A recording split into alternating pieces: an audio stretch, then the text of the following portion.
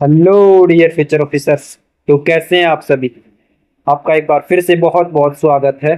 तो आज के हमारे वीडियो में करने के हवाले हैं, चूंकि अभी हाल ही में जो यूपीएससी है ना, उसने अपने जो सीएपीएफ एग्जाम की प्रोविजनल आंसर की है ना, वो जारी कर दी गई है। और अब क्या करेंगे हम, इससे पहले जो वीडियो था उसमें मैंने डिटेल से नहीं समझाया था, केवल आंसर्स बताए थे क्या आंसर हो सकते हैं। तो इसमें ना, इस वीडियो में हम करेंगे क्या कि जो प्रोविजनल आंसर की जारी की है ना, उनके बेस पर, जैसे हमने 2016 से लेकर 24-25 तक किया है, उसी तरीके से इसको भी 2026 वाले पेपर को भी हम इसका भी डीप एनालिसिस करने वाले हैं। और मतलब सेम जो आंसर्स यूपीएससी ने माने हैं उनके बेस पर कंप्लीट पेपर का एनालिसिस करने वाले हैं। तो आपके लिए ये बहुत यूजफुल होगा अगर आप नेक्स्ट पेपर दे रहे हो, या फिर अगर अभी तक आपने आंसर कीज नहीं मिलाई है तो आप यहाँ से मिला सकते हैं। तो बिना किसी देरी के आज का जो पेपर है वो उसको स्टार्ट करते हैं, उसका डिस्कशन स्टार्ट करते हैं। तो ये हमारा पेपर सेट बी, उसका हमने पहले भी डिस्कस किया था, लेकिन अब हम डिटेल से डिस्कस करने वाले हैं प्रोविजनल आंसर की के बेस पे। तो ज़्यादा टाइम ना लगाते हुए पहले क्वेश्चन से स्टार्ट करें। आपको पहले एक बात बता दूं, इसमें जो ब्लैक कलर से कोई अगर आंसर टिक हो रखा है तो वो मैंने पहले भी बताया था कि वो जो स्टूडेंट है उसने आंसर टिक किए हैं ये एग्जाम में। अब हम जो करने वाले हैं वो या तो रेड पेन से, या फिर मैक्सिमम रेड से ही हम करेंगे। जो यूपीएससी के आंसर हैं तो उनको आपको सही मानना है, इनके बेस पे आप क्वेश्चन को जज मत कर लें। पहला क्वेश्चन क्या था, अंतर्जलीय वस्तुओं का पता लगाने के लिए ध्वनि नेविगेशन एवं रेंजिंग, इसको सोनार बोलते हैं, का प्रयोग किया जाता है। इसके लिए इसका ट्रांसमीटर क्या उत्पन्न करता है। तो ये जो ट्रांसमीटर है ध्वनि नेविगेशन एवं रेंजिंग के लिए क्या उत्पन्न करता है, वो पराश्रव्य तरंगे है ना, वो उत्पन्न करता है, अल्ट्रासोनिक वेव्स। तो इसका राइट आंसर क्या हो जाएगा, सी हो जाएगा। ये सारे आंसर यूपीएससी के बेस पर हैं। दूसरा क्वेश्चन का जो आंसर है, तीन प्रतिरोधक R1 R2 R3 के किस संयोजन में कुल प्रतिरोध न्यूनतम होता है। क्योंकि समांतर प्रतिरोध में है ना, वो सबसे न्यूनतम होता है। उसमें समानांतर प्रतिरोध में हम जो प्रतिरोध है ना, उनको जोड़ने का जो सीक्वेंस होता है ना, वो 1/, में लिखते हैं। तो 1/1 हो जाएगा, 1/2 हो जाएगा, और 1/3। और जब इसको सोल्यूशन करेंगे तो 6/6 आ जाएगा, यानी 1 आ जाएगा। प्रतिरोध सबसे न्यूनतम आएगा जब सभी के सभी क्या हो, समांतर क्रम में जुड़े हुए हो। तो इसका राइट आंसर भी क्या हो जाएगा, ए हो जाएगा। नेक्स्ट क्वेश्चन, तीसरे क्वेश्चन की बात करें तो यदि स्वर्ण का आपेक्षिक घनत्व 19.3 है और जल का घनत्व 10⁶ ग्राम पर मीटर क्यूब है, तो एसआई मात्रक यूनिट में स्वर्ण का घनत्व क्या होगा। तो इसका जो राइट आंसर है वो यही होगा, क्योंकि 19.3 को ग्राम से और केजी में पलटेंगे, 1000 से गुना करेंगे, तो ये हो जाएगा 19 और 30 केजी पर मीटर क्यूब हो जाएगा, यानी कि इसका बी आंसर हो जाएगा। ये बिल्कुल सही आंसर है। नेक्स्ट क्वेश्चन की बात करें तो दो कार ए और बी गति से, मतलब दो कार ए और बी की गति के लिए 10 सेकंड की समय अवधि का वेग मीटर पर सेकंड समय ग्राफ पर अंकित किया जाता है। जब ये कार क्रम से प्रारंभ से विश्राम अवस्था में होती है तथा यह अंतिम वेग वी ए और वी बी प्राप्त करती हैं, ग्राफ से संबंधित सीधे रेखाएं एक्स अक्ष समय के साथ 30 डिग्री और 60 डिग्री के कोण बनाती हैं, तो वेग बी और वेग ए का जो डिफरेंस होगा ना, वो क्या होगा। तो इसका जो राइट आंसर है वो होगा 20√3 मीटर पर सेकंड स्क्वायर। तो इसका आप सॉल्यूशन देख सकते हैं। एक समान विद्युत धारा वहन करने वाली संकीर्ण परिनलिका है, किसका उत्पादन करती है। तो जो एक समान विद्युत धारा वहन करने वाली जो संकीर्ण परिनलिका है ना, वो किसका, वो परिनलिका के भीतर एक समान चुंबकीय क्षेत्र का, परिनलिका के भीतर एक समान चुंबकीय क्षेत्र का क्या करती है, उत्पादन करती है। तो ये आंसर हो जाएगा इसका। एक समान वर्तीय गति में गतिशील किस कण त्रिज्या r कोणीय वेग ओमेगा के लिए त्वरण के परिणाम एवं दिशा का क्रमशः क्या होंगे। तो इसका भी यही राइट आंसर है, ω²r। वर्त के केंद्र की ओर ये तो दिशा होगी और परिणाम होगा ω²r। इसके लिए जब त्रिज्या r और कोणीय वेग ओमेगा हो एक समान वर्तीय गति में गतिशील कण के लिए, तो इसका राइट आंसर हो जाएगा सी। 6वें क्वेश्चन में क्या हो जाएगा, सी। नेक्स्ट क्वेश्चन की बात करें तो ये आप इंग्लिश में क्वेश्चंस देख सकते हैं। मैंने वैसे ये पहले भी पीडीएफ में अपलोड कर चुका था और एक बार और कर दूंगा अब विद आंसर की के साथ में। तो 7वें क्वेश्चन की बात करें तो 7वें क्वेश्चन में निम्नलिखित में से कौन सा से कथन सही है। सही कथन बताने इन चारों में से। किसी तंत्र की कुल यांत्रिक ऊर्जा तभी संरक्षित होती है जब उस पर क्रियाशील बल संरक्षित होते हैं, और ये स्टेटमेंट इसमें बिल्कुल राइट है। बाकी 3 स्टेटमेंट है ना वो गलत है। तो इसका आंसर क्या है, ए है। नेक्स्ट क्वेश्चन की बात करें तो निम्नलिखित में से कौन सा हुक के नियम का सामान्यतः पालन नहीं करता है? हुक के नियम का पालन कौन नहीं करता है 8वें क्वेश्चन में? तो जो मृत्तिका होते हैं क्ले, वो हुक के नियम का पालन नहीं करती। तो इसका राइट आंसर क्या हो जाएगा? सी। नेक्स्ट क्वेश्चन की बात करें तो कार्नो इंजन से संबंधित निम्नलिखित में से कौन सा कथन सही है? कार्नो इंजन से संबंधित कथन बताना है कौन सा सही है। तो यह अनुत्क्रमणीय इंजन है जो दो तापमान T1 स्रोत और T2 सिंक के बीच प्रचालित होता है। इसकी दक्षता नीटा वो होती है 1 - T2 अपॉन T1 के द्वारा दी गई है। और जहां T1 क्या है? स्रोत का तापमान है और T2 क्या है? सिंक का तापमान है। तो इसमें जो राइट आंसर है वो पहला गलत हो जाएगा, दूसरा बिल्कुल सही हो जाएगा, यानी 20 का राइट आंसर माना है यूपीएससी ने। नेक्स्ट क्वेश्चन की बात करें 10वें क्वेश्चन की। यदि दाब P आयतन V और परमताप T के बीच में जो संबंध दर्शाने वाला आदर्श गैस समीकरण है PV बराबर है म्यू आर टी, इस पहले NRT होता है, यहाँ N की जगह इसको म्यू को यूज किया गया है, PV बराबर NRT में जो मात्रक म्यू है ना उसका मतलब क्या होता है? तो उसका मतलब होता है मोलों की संख्या। इसका राइट आंसर क्या हो जाएगा? ए। निम्नलिखित में से कौन सा से कथन सही है? सही हमें बताने हैं असेंबलर के बारे में और जो है कंपाइलर के बारे में सही स्टेटमेंट कौन सा है? असेंबलर किसी असेंबली लैंग्वेज प्रोग्राम की मशीन लैंग्वेज प्रोग्राम के अनुदित करता है, या फिर कंपाइलर एक प्रोग्राम है जो हाई लेवल लैंग्वेज की मशीन को लैंग्वेज में अनुदित करता है, या असेंबलर असेंबली लेवल जो प्रोग्राम है मशीन लैंग्वेज अनुदेशों का एक क्रम है। और रीड ओनली स्टोरेज डिवाइस के स्टोर किए गए स्टोरेज के लिए फर्मवेयर शब्द को प्रयुक्त किया जाता है। तो इसका जो राइट आंसर है 11वीं का तो वो आ जाएगा, इसका सी राइट आंसर हो जाएगा। 11वीं में सी को असेंबल केवल प्रोग्राम मशीन लैंग्वेज अनुदेशों का एक क्रम है, ये गलत है बिल्कुल, बाकी तीन जो है वो बिल्कुल सही है। तो सी इसका क्या हो जाएगा? राइट आंसर हो जाएगा। नेक्स्ट क्वेश्चन की बात करें तो निम्नलिखित में से कौन सा प्रेषण माध्यम ट्रांसमिशन जो मीडियम है सूचना के सुदूर प्रेषण के लिए सर्वाधिक उपयुक्त है? तो सबसे ज्यादा उपयुक्त कोई माध्यम है इन चारों में से तो वो है जो ऑप्टिकल फाइबर है, वो सबसे ज्यादा सर्वाधिक प्रेषण के लिए उपयुक्त है ऑप्टिकल फाइबर। नेक्स्ट क्वेश्चन की बात करें निम्नलिखित में से किस डिवाइस का प्रयोग डिजिटल सिग्नलों को एनालॉग सिग्नलों एवं विलोमतः, मतलब डिजिटल को तो एनालॉग में और एनालॉग को डिजिटल में बदलने के लिए किसका उपयोग किया जाता है? तो ये उपयोग किया जाता है जो मोडेम है उसका उपयोग किया जाता है, ऑप्शन डी। संख्या 12 और 10 की द्विआधारी गुणन क्या होंगे? 10 और 12 के लिए जो बाइनरी मल्टीप्लिकेशन होंगे ना वो होंगे क्या? वो हो जाएंगे 1 1 1 1 0 0 0। नेक्स्ट क्वेश्चन की बात करें ए ऑप्शन हो जाएगा उसका। माइक्रोसॉफ्ट वर्ड में कितने टेक्स्ट अलाइनमेंट होते हैं? कितने टेक्स्ट अलाइनमेंट होते हैं इसके लिए माइक्रोसॉफ्ट वर्ड के लिए? तो 15वें क्वेश्चन का राइट आंसर 4 हो जाएगा। 4 मैंने बताया था तब भी, अभी तक मैंने जो बताया ना उनमें से तो कोई जो मैंने आंसर की बताई थी उनमें अभी तक तो कोई गलत हुआ नहीं। परमाणु ईंधन के बारे में निम्नलिखित में से कौन से कथन सही है? न्यूक्लियर फ्यूल के बारे में क्वेश्चन है, हमें सही बताने हैं। तो पहला है जो मुक्त शेष ईंधन है ना अत्यधिक रेडियो एक्टिव होता है, ये बिल्कुल सही है। दूसरा ईंधन जो है जो संवर्धित किया जाना चाहिए इस ईंधन को, जो परमाणु ईंधन बचता है, ये भी सही है।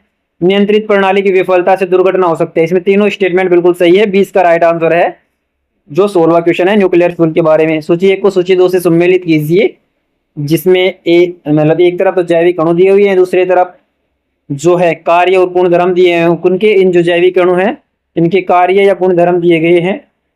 तो इसमें देखो इंसुलिन, तो देखो इंसुलिन के लिए तो रक्त में ग्लूकोज की सांद्रता का नियंत्रण एक में क्या आ जाएगा? 4। हीमोग्लोबिन के लिए ऑक्सीजन का वहन 3। जो है एमिनो एसिड के लिए क्या आ जाएगा? 1। और कोलेस्ट्रॉल के लिए परिसंचरण तंत्र से संबंधित उच्च सांद्रता 2। तो 43-12। अभी देखो एक चीज पकड़ में आई मुझे अभी, मैं जब पढ़ाया था इससे पहले जब डिस्कशन करा रहा था सिर्फ आपने आंसर बता दिया था, तब मेरे को ये नहीं समझ आया था। लेकिन आप देखो 4312, अगर आप वो स्टूडेंट हैं जो 2016 से और 24 तक की कंप्लीट जब हमने पीवाईक्यूज डिस्कस किया था उससे जुड़े हुए थे, तो सम्मिलित वाले जो क्वेश्चन थे ना उनमें से 10 में से 6 to 7 क्वेश्चन है, उनके जो आंसर है ना वो हमेशा 43-12 आ रहे थे, 43-12 आ रहे थे। मैं नहीं बोल रहा कि हर बार ऐसा होगा, लेकिन अगर आप जुड़े हुए थे, अगर आपने नेक्स्ट एग्जाम भी अगर दे रहे हो, आप 27 का दे रहे हो, 28 का दे रहे हो, उनको पीवाईक्यू हर के लिए इंपॉर्टेंट है ना, आपको ये सीरीज जरूर देखनी चाहिए, आपको पता चलेगा। देखो इसमें फिर से 43-12 आंसर है, जो 2026 की बता रहा हूँ। ये उसके लिए काम हो सकता है कि जब मान लीजिए आपके क्वेश्चन अटेम्प्ट बहुत कम हुए हैं, आपको रिस्क लेना है, तो इस तरीके से ले सकते हैं 10 में से 7 क्वेश्चन 43-12 से सही हो रहे हैं हर बार, तो बहुत ज्यादा चांस हो गए, 50 से भी ज्यादा % हो रहे हैं। इसके अलावा नेक्स्ट क्वेश्चन की बात करें, 18वें क्वेश्चन पे चले। जीवाश्म ईंधन के संदर्भ में निम्नलिखित कथनों पर विचार करना है, तो इसमें सही आंसर बताना है। जीवाश्म फॉसिल फ्यूल के बारे में है। कोयला सर्वाधिक प्रचुर मात्रा में पाया जाने वाला जीवाश्म ईंधन है तथा इसकी उच्च विशिष्ट ऊर्जा घनत्व होता है, ये बिल्कुल सही स्टेटमेंट है। उष्मा इमदाद की क्रिया में वनस्पति पदार्थ चरणों में एंथ्रेसाइट से बिटुमिन और फिर लिग्नाइट कोयले में परिवर्तन होता है, ये बिल्कुल गलत है। मैंने पहले बताया था एंथ्रेसाइट से बनता है क्या, लिग्नाइट, लिग्नाइट से बनता है बिटुमिन और बिटुमिन से बनता है क्या, पीट। मतलब इस तरीके से चलता है। ये सबसे बेस्ट क्वालिटी का एंथ्रेसाइट, जबकि इसमें इसके हिसाब से पहले एंथ्रेसाइट बता रखा, फिर बिटुमिन बता रखा, फिर बना रखा लिग्नाइट, ये बिल्कुल गलत क्रम है। दूसरा गलत है, केवल एक सही हो जाएगा, ए इसका राइट आंसर हो जाएगा 18वें क्वेश्चन का। निम्नलिखित में से कौन सा कथन सही है? एक कथन सही कथन बताना था इसमें से, तो इसमें जो राइट कथन है बिल्कुल वो 19वें क्वेश्चन में बी है, जो ईडीटी है उसका समन्वय संख्या 6 होगी, बल जबकि अल्फा कणों के इलेक्ट्रॉनों की संख्या 2 गलत हो जाएगा, बीटा कणों के लिए आवेशों का चार्ज कितना, ये भी 2 नहीं होगा, और कार्बन एवं सिलिकॉन दोनों आयनिक यौगिक है, ये तीनों के तीनों गलत है। सही है, ईडीटी जो है उसका समन्वय संख्या क्या होगा, 6 हो जाएगा, तो सी इसका राइट आंसर और बी इसका राइट आंसर हो जाएगा। फिर से देखो नेक्स्ट क्वेश्चन आ गया। सूची 1 को सूची 2 से सम्मिलित कीजिए। रंग का कटक दे रखा है, फिर उदाहरण दे रखा है और हमें मिलाना है, तो इसका जो 20वां क्वेश्चन है उसका राइट आंसर है वो वर्णक, वर्णक 20 का राइट आंसर है। वर्णक मिलेगा किससे? एक मिलेगा एक से जिंक ऑक्साइड से, 20वें क्वेश्चन में बी आंसर। और आयतन, जो आयतन वर्दी है वो चीनी मिट्टी हो जाएगी 1 2। जो तनु कारक है वो तारपिन है, तनु थिनर करने के लिए, पतला करने के लिए पेंट वगैरह में जो तारपिन मिलाते हैं और उसको पतला करता है, तो तारपिन हो जाएगा तनु कारक। और शुष्कक के रूप में होता है नेप्थलेट का उपयोग किया जाता है, तो 1 2 4 3 इसका राइट आंसर, 20 का राइट आंसर हो जाएगा।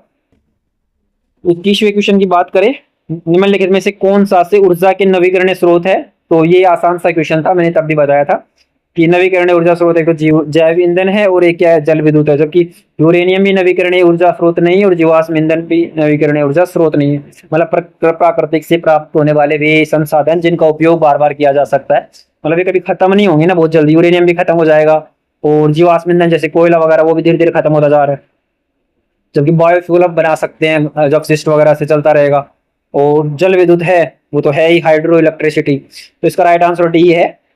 21वें क्वेश्चन में डी राइट आंसर हो जाएगा। नेक्स्ट क्वेश्चन की बात करें, ईंधनों की ऑक्टेल संख्या, ईंधनों की ऑक्टेल संख्या और सीटेन संख्या के आलोक में निम्नलिखित कथनों पर विचार कीजिए, कौन सा कथन सही है?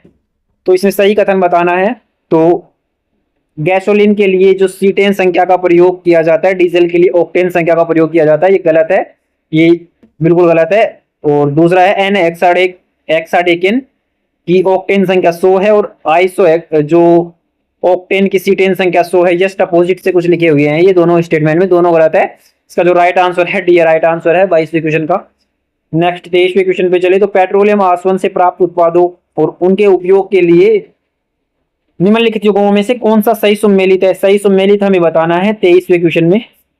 तो जो पेट्रोलियम ईथर है वो विलायक के रूप में प्रयुक्त किया जा सकता है, बिल्कुल सही है। पेट्रोलियम जेली है वो धातुओं के लेपन में प्रयुक्त किया जा सकता है, ये बिल्कुल सही है। और पेट्रोलियम मोम रबर के विलायक के रूप में गलत है।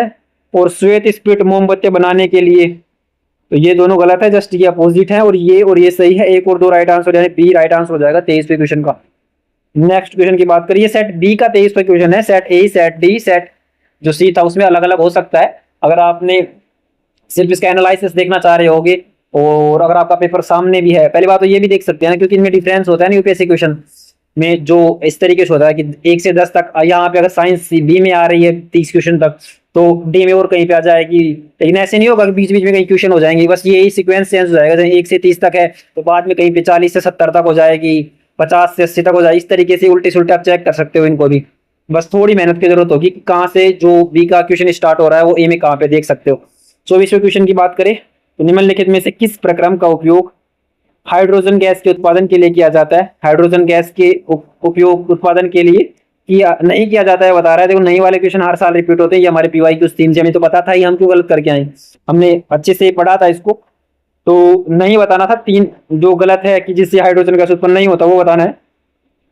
तो 24वां जो क्वेश्चन है उसके हिसाब से देखो, विद्युत अपघटनी प्रक्रम में भाप अंगार गैस वाष्प प्रक्रम में और कोयला गैस द्रवण लिक्विडिफिकेशन है ना, इन तीनों में ही हाइड्रोजन गैस क्या होती है, उत्पादित होती है। जबकि कैल्शियम कार्बाइड का जो है ना हाइड्रोलिसिस, कैल्शियम कार्बोड जो कार्बाइड का हाइड्रोलिसिस करते हैं ना, उसमें हाइड्रोजन गैस उत्पन्न नहीं होती है। तो डी इसका राइट आंसर हो जाएगा। इसके अलावा Cl2O7, Cl2O, Cl2O-3, Cl2 के क्रम से क्लोराइड आयन, क्लोरीन के लिए सही ऑक्सीकरण संख्या क्या हो जाएगी? तो 25वें क्वेश्चन में डी राइट आंसर हो जाएगा। देखो यहाँ पे क्लोरीन के लिए, यहाँ पे क्लोरीन के लिए हो जाएगा 7, और दूसरे के लिए +1, फिर 5 + 5 और +3, इस तरीके से हो जाएगा। तो राइट आंसर क्या हो जाएगा? डी हो जाएगा इसका ऑक्सीकरण अंक। नेक्स्ट क्वेश्चन की बात करें तो प्राकृतिक वर्ण, नेचुरल जो सिलेक्शन है ना, उसके बारे में निम्नलिखित में से कौन सा कथन सही नहीं है, गलत बताना है हमें 26वें क्वेश्चन में। तो देखो प्राकृतिक वर्ण केवल तभी हो सकता है नेचुरल सिलेक्शन जब तक समान प्रजातियों के सदस्यों के बीच में कोई विविधता न हो। इस तरीके की कोई जरूरी नहीं है, अगर विविधता न हो ना तब ही जरूरी नहीं हो कि नेचुरल सिलेक्शन हो, विविधता हो तब भी जो है नेचुरल जो सिलेक्शन है प्राकृतिक वर्ण हो सकता है। इसमें एक तो एक्सट्रीम वर्ड देख के भी सही भी करते ना आप, तो भी आपका आंसर आ जाता कि बहुत ही एक्सट्रीम बोल रखा है, इतनी बड़ी प्रजातियां, इतनी बड़ी दुनिया में इतनी सारी प्रजातियां हैं, तो कुछ तो ऐसा हो ही सकता है ना। केबल का क्या मतलब हो गया। इसके अलावा 3 स्टेटमेंट है वो बिल्कुल सही है, आप इनको पढ़ सकते हैं। गलत पूछ रहा था तो राइट आंसर ये हो जाएगा, ये तीनों गलत हो जाएंगे, इसका राइट आंसर हो जाएगा। निम्नलिखित सतत विकास लक्ष्यों, देखो मैं तो इनको इस तरीके से याद कर रखा था। पहले मैं जल में, देखो 2 थे, SDG 14 और SDG 15। मैं तो सीधा एक ट्रिक बताता हूँ आपको इस तरीके से कि समुद्र में कोई डूबा हुआ इंसान, मतलब पानी में डूब रहा था, तभी वो फिर निकल के किधर आता है, समुद्र से डूबता हुआ तट की तरफ आता है। तट की तरफ मतलब जल से स्थल की तरफ आता है। तो पहले जल आएगा फिर स्थल आएगा, पहले जल में डूबेगा फिर बाहर निकलेगा। तो पहले जल आएगा, यानी समुद्र के लिए जलीय पर्यावरण से संबंधित कोई SDG पूछे तो 14 आ जाएगा, और स्थल से संबंधित पूछे, अर्थ से संबंधित पूछे तो 15 आ जाएगा। तो SDG 15। इसमें देखिए क्या पूछा है, स्थलीय पारिस्थितिकी तंत्रों के संरक्षण एवं पुनर्स्थापन, वनों के सतत प्रबंधन, मरुस्थलीकरण को रोकने, भूमि के निम्नीकरण को रोकने एवं उसके पूर्व स्थिति को लाने के लिए, मतलब डिग्रेडेशन के लिए, और रिवर्सिंग किसके लिए, डी जो वनों को पुनः, जिसको वनोन्मूलन हो गया उसको पुनः वन उगाने हो, तो इन सभी के लिए जो SDG है ना वो SDG 15 के तहत काम करते हैं। 27वें क्वेश्चन में सी आंसर हो जाएगा। नेक्स्ट क्वेश्चन की बात करें तो जैव विविधता के संरक्षण के संबंधित निम्नलिखित कथनों पर विचार कीजिए। बायोडायवर्सिटी पर्यावरण से क्वेश्चन चल रहे हैं हमारे, तो इसमें हमें सही बताने हैं। सही कौन सा 28वें क्वेश्चन में? तो देखो स्व स्थानीय संरक्षण से तात्पर्य प्रजातियों को उनके प्राकृतिक आवास और संरक्षण, बिल्कुल सही है। एक्सेटू किसी दूसरे स्थान पर ले जाके, जैसे जू वगैरह हो गए, जिन बैंक हो गए, और स्व स्थानीय हो गए जहाँ उसी जगह पे। दूसरा प्राकृतिक रिजर्व होते हैं ना, वन्य जीव संरक्षण तो विशेष रूप से विकल्पित किए जाते हैं, ये भी सही है, ये भी सही है। पशुओं पर बंदी प्रजनन एक स्व स्थानीय नहीं, ये एक्सेटू होता है। तो तीसरा गलत हो जाए, 1 और 2 राइट आंसर, 20 का राइट आंसर हो जाएगा। नेक्स्ट क्वेश्चन की बात करें तो जेनेटिक इंजीनियरिंग से क्वेश्चन है, 29वां क्वेश्चन। तो इसका राइट आंसर हमें बताना है। जेनेटिक इंजीनियरिंग में तकनीकी में पुनर्संयोजन, रिकॉम्बिनेंट DNA का निर्माण, जीन क्लोनिंग एवं जीन स्थानांतरण के उपयोग को सम्मिलित करता है, ये बिल्कुल सही है। जो DNA रिकॉम्बिनेंट टेक्निक होती है ना, उसमें जीन की क्लोनिंग और जीन स्थानांतरण का उपयोग किया जाता है। वहीं जो प्रतिबंधन एंजाइम है, रिस्ट्रिक्शन एंजाइम है, उनको DNA की विशिष्ट जगहों पर काटते हैं। काटने के लिए जो जैविक कैंची का उपयोग किया जाता है ना, उसको बोलते हैं रिस्ट्रिक्शन एंजाइम। और एंजाइम जो प्रतिबंधन एंजाइम है, रिस्ट्रिक्शन जो एंजाइम है, और संपूर्ण द्विकुंडलित या 2 लड़ियों के, मतलब संपूर्ण द्विकुंडलित हेलिक्स जो संरचना होती है उसको 2 पार्ट्स में डिवाइड कर देता है, ये बिल्कुल गलत है।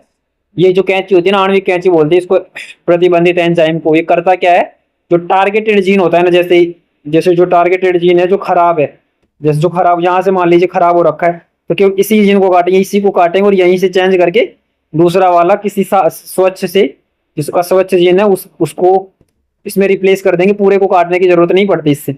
तो राइट आंसर तीसरा गलत हो जाएगा, 1 और 2 सही हो जाएंगे, यानी कि 20 का राइट आंसर हो जाएगा। नेक्स्ट क्वेश्चन की अगर बात करें, 30वें क्वेश्चन की, तो यूट्रिफिकेशन के बारे में, सुपोषीकरण के बारे में, निम्नलिखित में से कौन सा कथन सही है?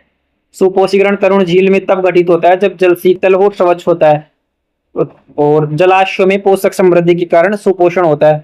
तो ये देखो, शीतल जल हो और स्वच्छ, जब जल स्वच्छ हो और शीतल जल हो तो सब, मतलब सुपोषण तरुण झील में तब घटित होता है। गलत है, क्योंकि जो सबसे ज्यादा पोषकता पाई जाती है ना, वो ठंडे पानी की नहीं, जबकि गर्म पानी में ज्यादा पोषकता पाई जाती है।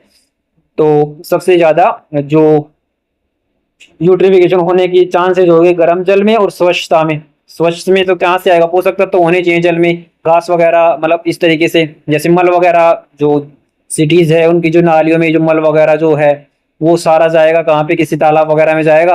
अब उनमें क्या होते हैं, ऑलरेडी जो पोषक तत्व होते हैं उनसे यूट्रिफिकेशन होना जाता है, स्वच्छ पानी में थोड़ी ना होता है। तो इसमें पहला तो गलत हो जाएगा, दूसरा सही हो जाएगा, केवल 20 का राइट आंसर हो जाएगा।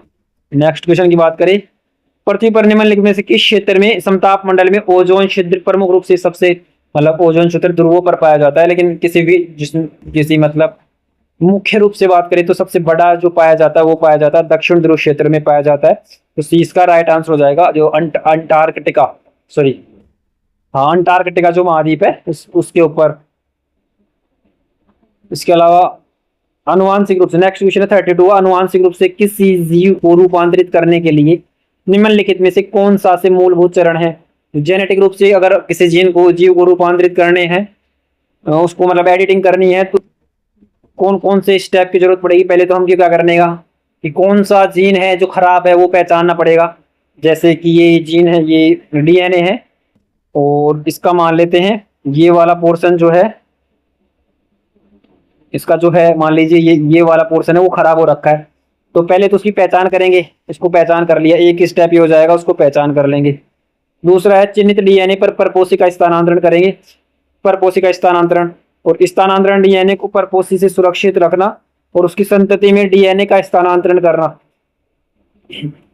तो तीनों के तीनों स्टेप है, उनकी नीड होती है। दूसरा क्या होता है, देखो पहले तो उसकी पहचान करना, दूसरा किसी स्वच्छ जीन को लाकर इसकी जगह पे क्या करना, ट्रांसफर कर देना भी, और चिन्हित डीएनए पर परपोषी में स्थानांतरण ट्रांसफर कर दिया। तीसरा क्या करना, डीएनए पर परपोषी के सुरक्षित रखना और उसकी संतति को डीएनए में स्थानांतरित करना। जो दूसरा स्वच्छ जीन होगा ना जिसको हमें ट्रांसफर करना है, उसकी पहचान करना, उसी जीन की पहचान करना जो यहाँ पे लग सकता है, और फिर उसको ट्रांसफर करना। मतलब तीनों के तीनों स्टेप्स की नीड होगी, 20 का राइट आंसर हो जाएगा। नेक्स्ट क्वेश्चन की बात करें तो रैबिट्स के बारे में, खरगोशों के बारे में, एक गंभीर विषाणु रोग जिसको बोलते हैं मैक्टोमेटोसिस पाया जाता है के फैलने के लिए सबसे उत्तरदायी कारक कौन सा होता है। तो जो खरगोश है उनमें सबसे ये जो रोग है ना माइक्रोमेटोसिस, ये फैलने का सबसे ज्यादा जो रीजन है, सबसे बड़ा वो रीजन है कि इनके जो उच्च जनसंख्या घनत्व है ना उसके चलते है। तो सी इसका राइट आंसर हो जाएगा। नेक्स्ट क्वेश्चन की बात करें तो जीन प्रौद्योगिकी के माध्यम से इंसुलिन उत्पादन पद्धति में निम्नलिखित चरणों पर विचार कीजिए। जो जीन प्रौद्योगिकी के माध्यम से इंसुलिन उत्पादन की प्रौद्योगिकी में कौन कौन से प्रौद्योगिकी शामिल होती हैं, इनमें से कौन सा उपयुक्त का सही क्रम है, सही अनुक्रम हमें बताना है। पहले मानव की कोडिंग, मानव में इंसुलिन कोडिंग की जीन का विलगन, उसके बाद किया जाता है प्लाज्मिड संवाहक इंसुलिन कोडिंग को सन्निवेश, देन सबसे लास्ट में होता है जीवाणु में पुनर्संयोजी प्लाज्मिड जो है इकोली जो बैक्टीरिया उसमें प्लाज्मिड संवाहक का सन्निवेश किया जाता है। उसको जो इंसुलिन बनाने वाला जो जीन होता है ना वो उसमें इकोली बैक्टीरिया में पुनर्संयोजी किया जाता है। तो ये तीनों के तीनों का सीक्वेंस भी सेम हो जाएगा 1 2 3, तो राइट आंसर हो जाएगा ए, इसका राइट आंसर हो जाएगा। नेक्स्ट क्वेश्चन की बात करें तो फलीदार पादपों में जड़ ग्रंथियों में नाइट्रोसिस एंजाइम के द्वारा नाइट्रोजन गैस के उत्प्रेरकी रूपांतरण के बारे में निम्नलिखित में से कौन सा कथन सही नहीं है बताना है। इसमें इसके लिए एटीपी आपूर्ति की आवश्यकता होती है, एटीपी में आपूर्ति की आवश्यकता होती है, तो सही है, ये बिल्कुल सही स्टेटमेंट है, गलत हो जाएगा। इसमें N2 को NH4 में रूपांतरित किया जाता है, ये भी सही है अमोनिया में। और इसके लिए उपचारित अपचयित NADP जिसको नेक्टोनेमिड एडेनाइन ड्यूनोक्लियोटाइड डाइन्यूक्लियोटाइड है वो। इसके लिए अपचयित जो NADP है उसमें हाइड्रोजन की आपूर्ति की आवश्यकता होती है, ये भी सही है। हमारा आंसर हमें गलत देना है तो चौथा इसका गलत हो जाए। इस प्रक्रिया को 2 से वायवीय परिस्थितियों की आवश्यकता होती है, जरूरी नहीं है वायवीय परिस्थितियों की आवश्यकता हो ही हो। पहला क्या हो जाएगा, इस पर डी आंसर हो जाएगा। नेक्स्ट क्वेश्चन की बात करें 36वें क्वेश्चन की, धमनियों के बारे में निम्नलिखित में से कौन सा कथन सही है। धमनियों के बारे में क्वेश्चन है, गलत हमें बताना है 36वें क्वेश्चन में। तो देखो अंदर की परत शल की अंतराच्छादित उत्तक से बनी होती है, सही है। मध्य परत चिकनी पेशी लचीले रेशे से बनी होती है, बाहरी परत कोलेजन रेशे से युक्त संयोजी उत्तक से बनी होती है। तो ये क्या हो जाते हैं, तीनों के तीनों सही स्टेटमेंट हो जाती है, और हमें गलत बताना है तो हमारा आंसर नहीं होंगे। तो आंसर क्या आ जाएगा, डी आ जाएगा। डी क्या कह रहा है कि अन्य रक्त वाहिकाओं में से धमनियों की भित्ति सबसे पतली होती है, ये ही गलत होता है, सबसे पतली नहीं होती है धमनियों की। और ये गलत भी हो जाएगा, गलत हमें बताया था। तो राइट आंसर क्या हो जाएगा इसका, डी इसका राइट आंसर हो जाएगा 36वें क्वेश्चन। 37वें क्वेश्चन की अगर हम बात करें तो निम्नलिखित में से कौन सा प्रभाव कार्बन डाइऑक्साइड के उच्च आंशिक दाब के कारण हीमोग्लोबिन द्वारा सक्रिय रूप से श्वसन उत्तकों में ऑक्सीजन निर्मुक्त करने की सर्वोत्तम व्याख्या करता है। तो कौन सा ये सारा इन चारों प्रभावों में से कौन सा प्रभाव है जो कार्बन डाइऑक्साइड के उच्च आंशिक दाब के कारण हीमोग्लोबिन द्वारा सक्रिय रूप से श्वसन उत्तकों में ऑक्सीजन निर्मुक्त करने की सर्वोत्तम व्याख्या कौन सा करता है। तो इसके लिए जो सिद्धांत है वो कौन सा है, वो बोर का सिद्धांत है, बोर का इफेक्ट हो गया। नेक्स्ट क्वेश्चन की बात करें तो पादप में एंजाइम वाहिकाओं के बारे में निम्नलिखित में से कौन सा कथन सही नहीं है। तो ये थीम से बिल्कुल सही है, हर साल पूछे जाते हैं, नहीं है वाले ज्यादा क्वेश्चन इसमें। तो इसमें भी गलत बताना था, 38वें क्वेश्चन में गलत। जाइलम वाहिकाओं में लिग्निफाइड कोशिका भित्ति होती है, ये बिल्कुल सही स्टेटमेंट है, ये हमारा आंसर नहीं है। संरचना की दृष्टि से फ्लोएम चालनी नलिकाएं जाइलम वाहिकाओं के सदृश होते हैं, ये इसमें गलत हो जाएगा। तो इसका राइट आंसर भी यही हो जाएगा। मृत जाइलम वाहिकाएं पादपों के संरचनात्मकता को सहारा देते हैं, जाइलम वाहिकाओं के माध्यम से जल का इन खनिजों का परिवहन होता है, ये भी सही है। सही हमें आंसर देना नहीं है, गलत देना है कि संरचना की दृष्टि से फ्लोएम चालनी नलिकाएं जाइलम वाहिकाओं के सदृश होती हैं, तो ये गलत हो जाएगा इसका। और राइट आंसर भी क्या हो जाएगा, बी हो जाएगा। नेक्स्ट क्वेश्चन की बात करें 39वें क्वेश्चन, निम्नलिखित में से किसे सभी जीव रूपों में मूल संरचना तत्वों के रूप में जाना जाता है। तो कार्बन है वो सभी जीवों में पाया जाता है मूल स्ट्रक्चर के रूप में। मनुष्य का जो मैक्सिमम बॉडी है ना वो भी किससे बनी हुई है, कार्बन से बनी हुई है। कार्बन से, ऑक्सीजन से, जल से, इनसे बनी हुई है। 39वां क्वेश्चन हो गया, 20 का राइट आंसर हो गया 39वें क्वेश्चन का। नेक्स्ट क्वेश्चन की बात करें 40वें क्वेश्चन की, तो निम्नलिखित में से कौन सा पादप हार्मोन जलाभराव दबाव के कारण दौरान रंध्र के बंद होने को बढ़ावा देता है। तो जो एब्सिसिक जो एसिड है ना वो इसके लिए जिम्मेदार है, डी इसका राइट आंसर हो जाएगा। नेक्स्ट क्वेश्चन की अगर हम बात करें तो स्टेट ऑफ हॉर्मोज से क्वेश्चन है, हॉर्मोज जल डमरू किन्हें जोड़ता है। तो ये मतलब कि नॉर्थ ईस्ट मिडिल ईस्ट का जो ये एरिया था ना हॉर्मोज इतना इंपॉर्टेंट था, ईरान इजराइल ये सारा एरिया बहुत ही ज्यादा इंपॉर्टेंट था। और मुझे नहीं लगता कि ये क्वेश्चन कोई भी गलत करके आया होगा। तो इसका जो राइट आंसर हो जाएगा वो सी हो जाएगा।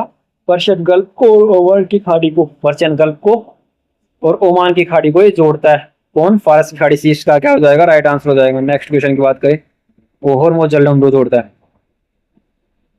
इजराइल के साथ सीमा साझा करने वाले देशों की बात करें तो इजराइल के साथ ये चारों देश, मिस्र भी, जॉर्डन भी, सीरिया भी, लेबनान भी, चारों के चारों देश क्या करते हैं, सीमा साझा करते हैं। और इसके अलावा नेक्स्ट क्वेश्चन की बात करें, द्वीप समूह संबंधित जलाशय में निम्नलिखित युग्मों पर विचार कीजिए। तो सही कितने हैं, एक साइड में कोई जलाशय है और वो किस द्वीप पर अवस्थित है, ये हमें सही सम्मिलित जो है वो हमें बताने हैं 43वें क्वेश्चन में। तो इसमें खारग और वान जो आइलैंड है वो इसके राइट आंसर हो जाएंगे, बाकी दो गलत हैं, तो दो इसका राइट आंसर हो जाएगा बी, खारग फारस की खाड़ी में और वान जो मन्नार की खाड़ी में हो जाएगा। नेक्स्ट क्वेश्चन की अगर हम बात करें तो भारत के औद्योगिक गलिवारों से संबंधित निम्नलिखित कथनों पर विचार कीजिए। इंडस्ट्रियल कॉरिडोर से संबंधित क्वेश्चन है 44वां क्वेश्चन। और इसमें पहला बोला है ये रैखिक विकास के क्षेत्र होते हैं।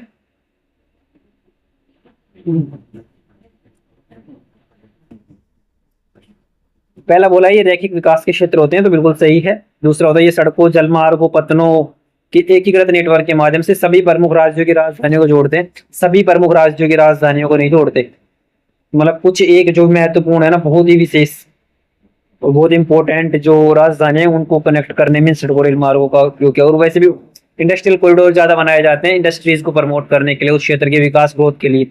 दूसरा गलत हो जाएगा, ये औद्योगिक विकास के त्वरण को तो एक्सेलरेशन करते हैं इंडस्ट्रियल ग्रोथ को, तो सही है। 1 और 3 इसका राइट आंसर हो जाएगा, 20 का राइट आंसर हो जाएगा 44वें क्वेश्चन का। 45वें क्वेश्चन की बात करें तो भारत में चक्रवातों से संबंधित निम्नलिखित कथनों पर विचार कीजिए। चक्रवातों से रिलेटेड क्वेश्चन है 45वां क्वेश्चन। पहला स्टेटमेंट जो दे रखा है वो दे रखा है अरब सागर की अपेक्षा बंगाल की खाड़ी में सबसे अधिक चक्रवात आते हैं, ये भी रूल सही है। अरब सागर में जो चक्रवात होते हैं उनकी संख्या कम है, जबकि बंगाल की खाड़ी में ज्यादा औसतन 12 से 15 उष्ण कटिबंधीय चक्रवात हैं। ये गलत, बिल्कुल गलत है। ऐसा कोई फिक्स नहीं है कि 12 से 15 तो आएंगे, कभी कम भी आ सकते हैं, अधिक भी आ सकते हैं। वर्ष भर निरंतर रूप से उष्ण कटिबंधीय चक्रवात आते हैं, गलत है। वर्ष भर नहीं आते, मेनली जो गर्मियों का सीजन होता है ना उसमें ज्यादा आते हैं। तो इसका राइट आंसर केवल एक हो जाएगा, ए इसका राइट आंसर हो जाएगा 45वें क्वेश्चन में। 46वें क्वेश्चन की बात करें, 46वें क्वेश्चन की, तो कुछ विशेषताएं दे रखी है और उनके हिसाब से हमें बताना है कि वो इन ऑप्शंस में से किस एक खाड़ी या जलडमरू जो है स्टेट है उसकी विशेषता है। तो पहला है यह विशेषता, मलक्का जलडमरू के सन्निकट है। भारत सरकार ने इस क्षेत्र में अंतर्राष्ट्रीय कंटेनर ट्रांसशिपमेंट पतन प्रस्तावित किया है। यह क्षेत्र लुप्त प्राय लेदरबैक समुद्री कछुओं के लिए अति महत्वपूर्ण प्रजनन स्थलों में से एक है। यह सघन वन, प्रचुर प्रवाल, भित्तीय एवं समुद्री घास स्थिति का क्षेत्र है। तो अगर इन चारों विशेषताओं के बेस पर देखें तो इसमें इन चारों ऑप्शनों में से मन्नार, कच्छ, पाक, जलडमरू और गैलेथिया में से जो सबसे सटीक आंसर बैठता है वो गैलेथिया खाड़ी बैठता है। एक करंट से क्वेश्चन है, करंट में अगर आप अपडेट हो गए थोड़ा बहुत इनके बारे में, इन खाड़ियों के बारे में, इन बेस के बारे में, गल्फ के बारे में, तो आपको उसका राइट आंसर पता था। ये इसका राइट आंसर हो जाएगा। 47वें क्वेश्चन की बात करें तो व्रत सबसे बड़ा संभाव्य व्रत है जिसे गोले की सतह पर खींचा जा सकता है और प्रत्येक व्रत पृथ्वी की सतह, पृथ्वी को बराबर जो अक्षांश है अर्धांशों में विभाजित करता है। प्रत्येक व्रत जो है ना वो क्या करता है, पृथ्वी को दो बराबर बांटो, मारते ऐसे खींच लो प्रत्येक वर्ग, ऐसे खींच लो पृथ्वी को दो बराबर बांटो, बांटा गया, बिल्कुल सही है। तो 47वां जो क्वेश्चन है उसमें दोनों के दोनों स्टेटमेंट है ना वो क्या हो जाएंगे, सही हो जाएंगे। तो इसका सी राइट आंसर हो जाएगा। नेक्स्ट क्वेश्चन की बात करें और 48वें क्वेश्चन की, तो निम्नलिखित कथनों पर विचार कीजिए। जीपीएस उपग्रहों के किसी नेटवर्क से प्राप्त संकेतों का उपयोग पृथ्वी पर किसी अवस्थिति के निर्धारण के लिए करता है। जीपीएस किसका उपयोग किया जाता है, जो नेट सिग्नल्स उसको प्राप्त होते हैं ना उनको उपयोग पृथ्वी पर कहाँ किसी वस्तु वगैरह की, पृथ्वी पर किसी की अवस्थिति का निर्धारण करने के लिए किया जाता है। 48वें क्वेश्चन का पहला स्टेटमेंट बिल्कुल सही है। दूसरा, इसको ये रिसीवर अक्षांश का उपयोग करके सटीक स्थान की त्रिकोणमितीय करने के लिए उपग्रह से दूरियों को परिकल्पना करता है, मतलब अक्षांशों का प्रयोग करता है ऐसा बोलता है। तो ये बिल्कुल ये गलत स्टेटमेंट हो जाता है। तो केवल आप अक्षांश को देख के थोड़ी ना बता सकते हो, जैसे कि 0 डिग्री अक्षांश भूमध्य रेखा पर है तो आप किसी सटीक जगह थोड़ी बता सकते हो। 0 डिग्री अक्षांश भूमध्य रेखा देखो अफ्रीका से भी होकर गुजरती है, दक्षिण अमेरिका से भी गुजरती है, तो आप कैसे बता सकते हो कि कोई स्थान सटीक है। तो जीपीएस इसके लिए देशांतर का भी उपयोग करता है। अगर यदि देशांतर का भी पता है और अक्षांश का भी पता है, जहां भी मिल रहा होता है वो पॉइंट अगर ये बताता है जीपीएस तो हम सटीक दूरी तक पहुंच पाते हैं। तो दूसरा गलत हो जाएगा, केवल अक्षांश नहीं देशांतरों का भी उपयोग करता है। तो पहला सही हो जाएगा, इसका राइट आंसर हो जाएगा। नेक्स्ट क्वेश्चन की बात करें 49वें क्वेश्चन की, तो भारत के संघ राज्य क्षेत्र में निम्नलिखित में से कौन सी राजधानी नगर, इसका 11 से 11.62 डिग्री नॉर्थ, ये तो अक्षांश नॉर्थ दे रखा, अक्षांश दे रखा है, और 92.25 जो है पूर्व, ये भी अक्षांश दे रखा है। ये तो अक्षांश दे रखा है, ये देशांतर है 92.72। और कौन सी राजधानी नगर अवस्थित है, तो विजयपुरम है, श्री विजयपुरम। क्वेश्चन पूछने का मतलब ये था क्योंकि जो पहले राजधानी थी ना पोर्ट ब्लेयर, उसका नाम बदल के श्री विजयपुरम किया गया था 2025 में। तो इसका राइट आंसर क्या हो जाएगा, ए आ जाएगा। नेक्स्ट क्वेश्चन की बात करें 50वें क्वेश्चन की, तो किसी मेघ रूप के बारे में निम्नलिखित कथनों पर विचार कीजिए। मतलब कौन सा बादल है इन विशेषताओं के आधार पर जिनके जल बूंदों के बजाय हिम क्रिस्टलों से बने होते हैं, पतले हैं, रेशेदार हैं, सफेद बादल हैं जो आकाश में पंखों के जैसे दिखाई देते हैं। और ये मेघ सामान्य 6000 मीटर से 10,000 मीटर सबसे ऊंचाई पर पाए जाते हैं। तो राइट आंसर क्या है इसका, पक्षाब मेघ हो जाएगा। तो 50वें क्वेश्चन में क्या, पक्षाब मेघों की सारे के तीनों विशेषता की पक्षाब मेघों की। नेक्स्ट क्वेश्चन की अगर हम बात करें 51वें क्वेश्चन की, निम्नलिखित कथनों पर विचार कीजिए। बहुत से शहरी एवं उपशहरी क्षेत्रों में आसपास के ग्रामीण क्षेत्रों की अपेक्षा उच्च तापमान होता है, जिन्हें शहरी उष्माद्वीप के रूप में जाना जाता है। ये स्टेटमेंट एक बोल रहा है। तो किस स्टेटमेंट दो क्या बोल रहा है कि जो शहरी हरित आवरण है उसमें कमी और पक्के निर्मित क्षेत्रों बिल्ट अप हार्ड सरफेस में वृद्धि शहरी उष्माद्वीप का एकमात्र रीजन है। एकमात्र रीजन क्या बता रहे हैं कि ये जो सरगर्म होते हैं ना शहरी हरित जो है शहरी उष्माद्वीप बनते कैसे, ये बनते हैं ग्रामीण क्षेत्रों की अपेक्षा टेम्परेचर उच्च होता है। कब, इन्होंने बोला है कि एकमात्र कारण है कि एक तो पक्के जो निर्मित क्षेत्र है ना वो बहुत ज्यादा हो गई और हरित आवरण बहुत कम है, एकमात्र कारण बताया। तो ये एकमात्र कारण है क्या, पोल्यूशन कहाँ जाएगा, पोल्यूशन हो गया क्लाइमेट चेंज का इफेक्ट जो हो रहा है, और इंडस्ट्रीज जो बढ़ रही हैं उनसे उनसे जो पोल्यूशन बढ़ रहा है, ये सारे मतलब कई सारे कारण हैं, केवल एक कारण नहीं है। तो ये पहला स्टेटमेंट गलत हो गया, वो दूसरा स्टेटमेंट गलत हो गया, पहला बिल्कुल सही। तो ए इसका राइट आंसर हो जाएगा 51वें क्वेश्चन का। नेक्स्ट क्वेश्चन की बात करें 52वें क्वेश्चन की, अंडमान निकोबार द्वीप समूह से संबंधित निम्नलिखित कथनों पर विचार कीजिए। देखो ये है ना क्वेश्चन, पहले भी श्री विजयपुरम पूछा था अंडमान निकोबार से इसी पेपर में। पहला स्टेटमेंट है, यहाँ 836 द्वीप समूह, टापू, चट्टानी दृश्यांश जिसको रॉकी आउटक्रॉप्स बोलते हैं, वो पाए जाते हैं। तो पहला स्टेटमेंट बिल्कुल सही है, 836 ही पाए जाते हैं। ये है जो द्वीपों का समूह है 10 डिग्री चैनल या 10 डिग्री चैनल से विभाजित होता है, सही है। अंडमान निकोबार के बीच में तो 10 डिग्री चैनल चलता है। और यह संघ राज्य क्षेत्र कोया, मालवी, मेलाचेरी और अमन देवी जैसी जनजातियों का घर है, गलत है। अमन देवी है ना वो लक्षद्वीप पर पाई जाती है अमन देवी, तो ये देखो गलत हो जाएगा। अंडमान निकोबार द्वीप समूह में 2 से अधिक प्रमुख पतन है, 2 से अधिक प्रमुख पतन नहीं है अंडमान निकोबार। तो 1 और 2 इसका क्या हो जाएगा राइट आंसर, यानी 20 का राइट आंसर हो जाएगा। आपको कमेंट बॉक्स में आंसर देना है कि मालदीव और जो लक्षद्वीप है ना उनके बीच में जो डैश लाइन जाती है वो कौन सी है। तो 52वें क्वेश्चन का आंसर क्या हो जाएगा, बी हो जाएगा। 53वें क्वेश्चन की बात करें तो इनमें से बताना है कि कौन सी नदियां पश्चिम की ओर प्रभावित होती हैं। शरावती, पेरियार, मांडोवी और दमन गंगा, ये चारों की चारों नदी है ना जो पश्चिम की ओर क्या होती हैं, प्रभावित होती हैं, प्रवाहित होती हैं। तो 20 का राइट आंसर हो जाएगा 53वें क्वेश्चन में, 20 का राइट आंसर हो जाएगा। 54वें क्वेश्चन की बात करें तो विगत 4 वर्षों 2022-23 से 2025-26 में भारत में कुल विद्युत उत्पादन की जो प्रवृत्ति है ना उसमें बढ़त देखी गई है, मतलब बढ़ती प्रवृत्ति देखी गई है विद्युत उत्पादन में। तो ये स्टेटमेंट बिल्कुल सही बोल रहा है ये।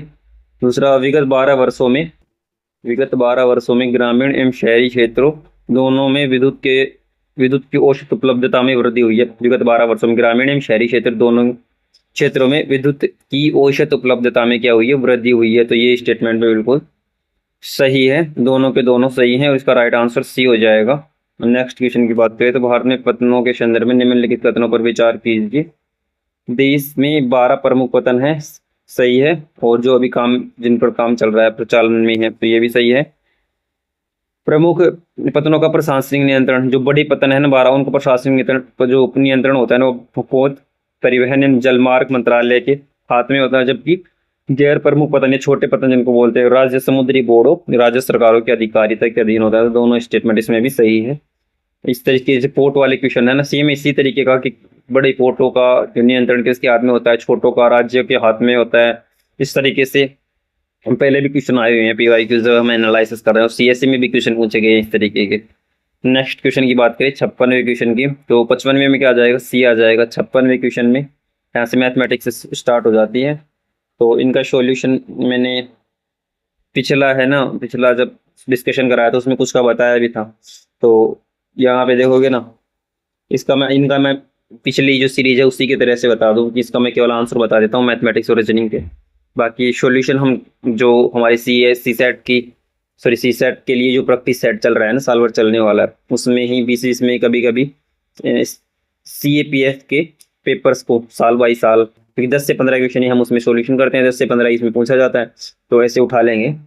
क्योंकि कॉपी होते हैं ना, कॉपी होते हैं, ट्यूशन कॉपी होते हैं, थीम कॉपी होती हैं। इसी पेपर में 2 से 3 क्वेश्चन ऐसे थे जो हम अभी तक सिर्फ हमने 10-11 क्लासेज ली हैं और उनमें से ही उनकी थीम और यहाँ तक कि एग्जैक्ट थीम बता रहा हूँ, ऐसे नहीं कि थोड़ा बहुत चेंज भी, सिर्फ उन्हीं थीमों पर क्वेश्चन है ना वो पूछे जा चुके हैं इस CAPF एग्जाम में। CSE के जो क्वेश्चन मैं सॉल्यूशन करा रहा हूँ आप उनको अच्छे से देख सकते हैं। कुछ होगा नहीं उसमें, 10-15 क्वेश्चन रोज रहेंगे, ज़्यादा आपका कुछ बिगड़ेगा नहीं, 15-20-25 मिनट का एक वो होगा। लेकिन जब तक आपका एग्जाम होगा तब तक आप बहुत ही शानदार स्थिति में हो जाओगे। तो इसका आंसर है ना 56वें क्वेश्चन का सी आएगा आपका। 57वें क्वेश्चन का आंसर आएगा डी। इस प्रश्न का उत्तर किसी भी कथन का उपयोग करके नहीं दिया जा सकता, ये आंसर आएगा इसका। जब 58वां जो क्वेश्चन है ना उसका आंसर आएगा आपका बी आंसर आना चाहिए। 59वें क्वेश्चन अगर आप सॉल्यूशन करते हो तो इसका आंसर क्या आना चाहिए, इसका आंसर आना चाहिए 59 में डी आंसर आना चाहिए आपका। और यदि 60वां करते हो तो 60वें में सी आंसर आना चाहिए। ये मैंने बताया था कि देखो कैलकुलेशन गलत कर रखा है, जबकि ये मेथड सही था। इसका 1720 कैसे कर दिया इसने, 36 18 और 19 होना था। तो सी आंसर आएगा इसमें। 61वें क्वेश्चन में आपका आंसर आएगा सी ही आएगा। जब सॉल्यूशन करते हो तो 15 आना चाहिए आपका आंसर। और किसी व्यक्ति एक्स को 56 रुपये का भुगतान करना होता है इस क्वेश्चन में, यानी कौन सा क्वेश्चन है ये? 62 का क्वेश्चन। इसमें जो आंसर आना चाहिए वो 4 ही आएगा, 6 भी नहीं आएगा, तो ये 56 में नहीं आएगा, 4 ही आएगा 62वें क्वेश्चन में। बी आंसर हो, यानी केवल 4 पॉसिबिलिटीज है ऐसी।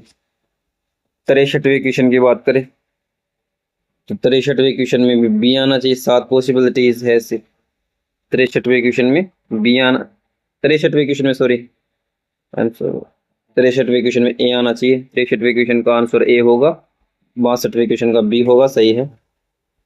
64वें क्वेश्चन का आंसर भी ए ही होगा, 64वें क्वेश्चन का तो ए होगा, 64वें क्वेश्चन का ए होगा।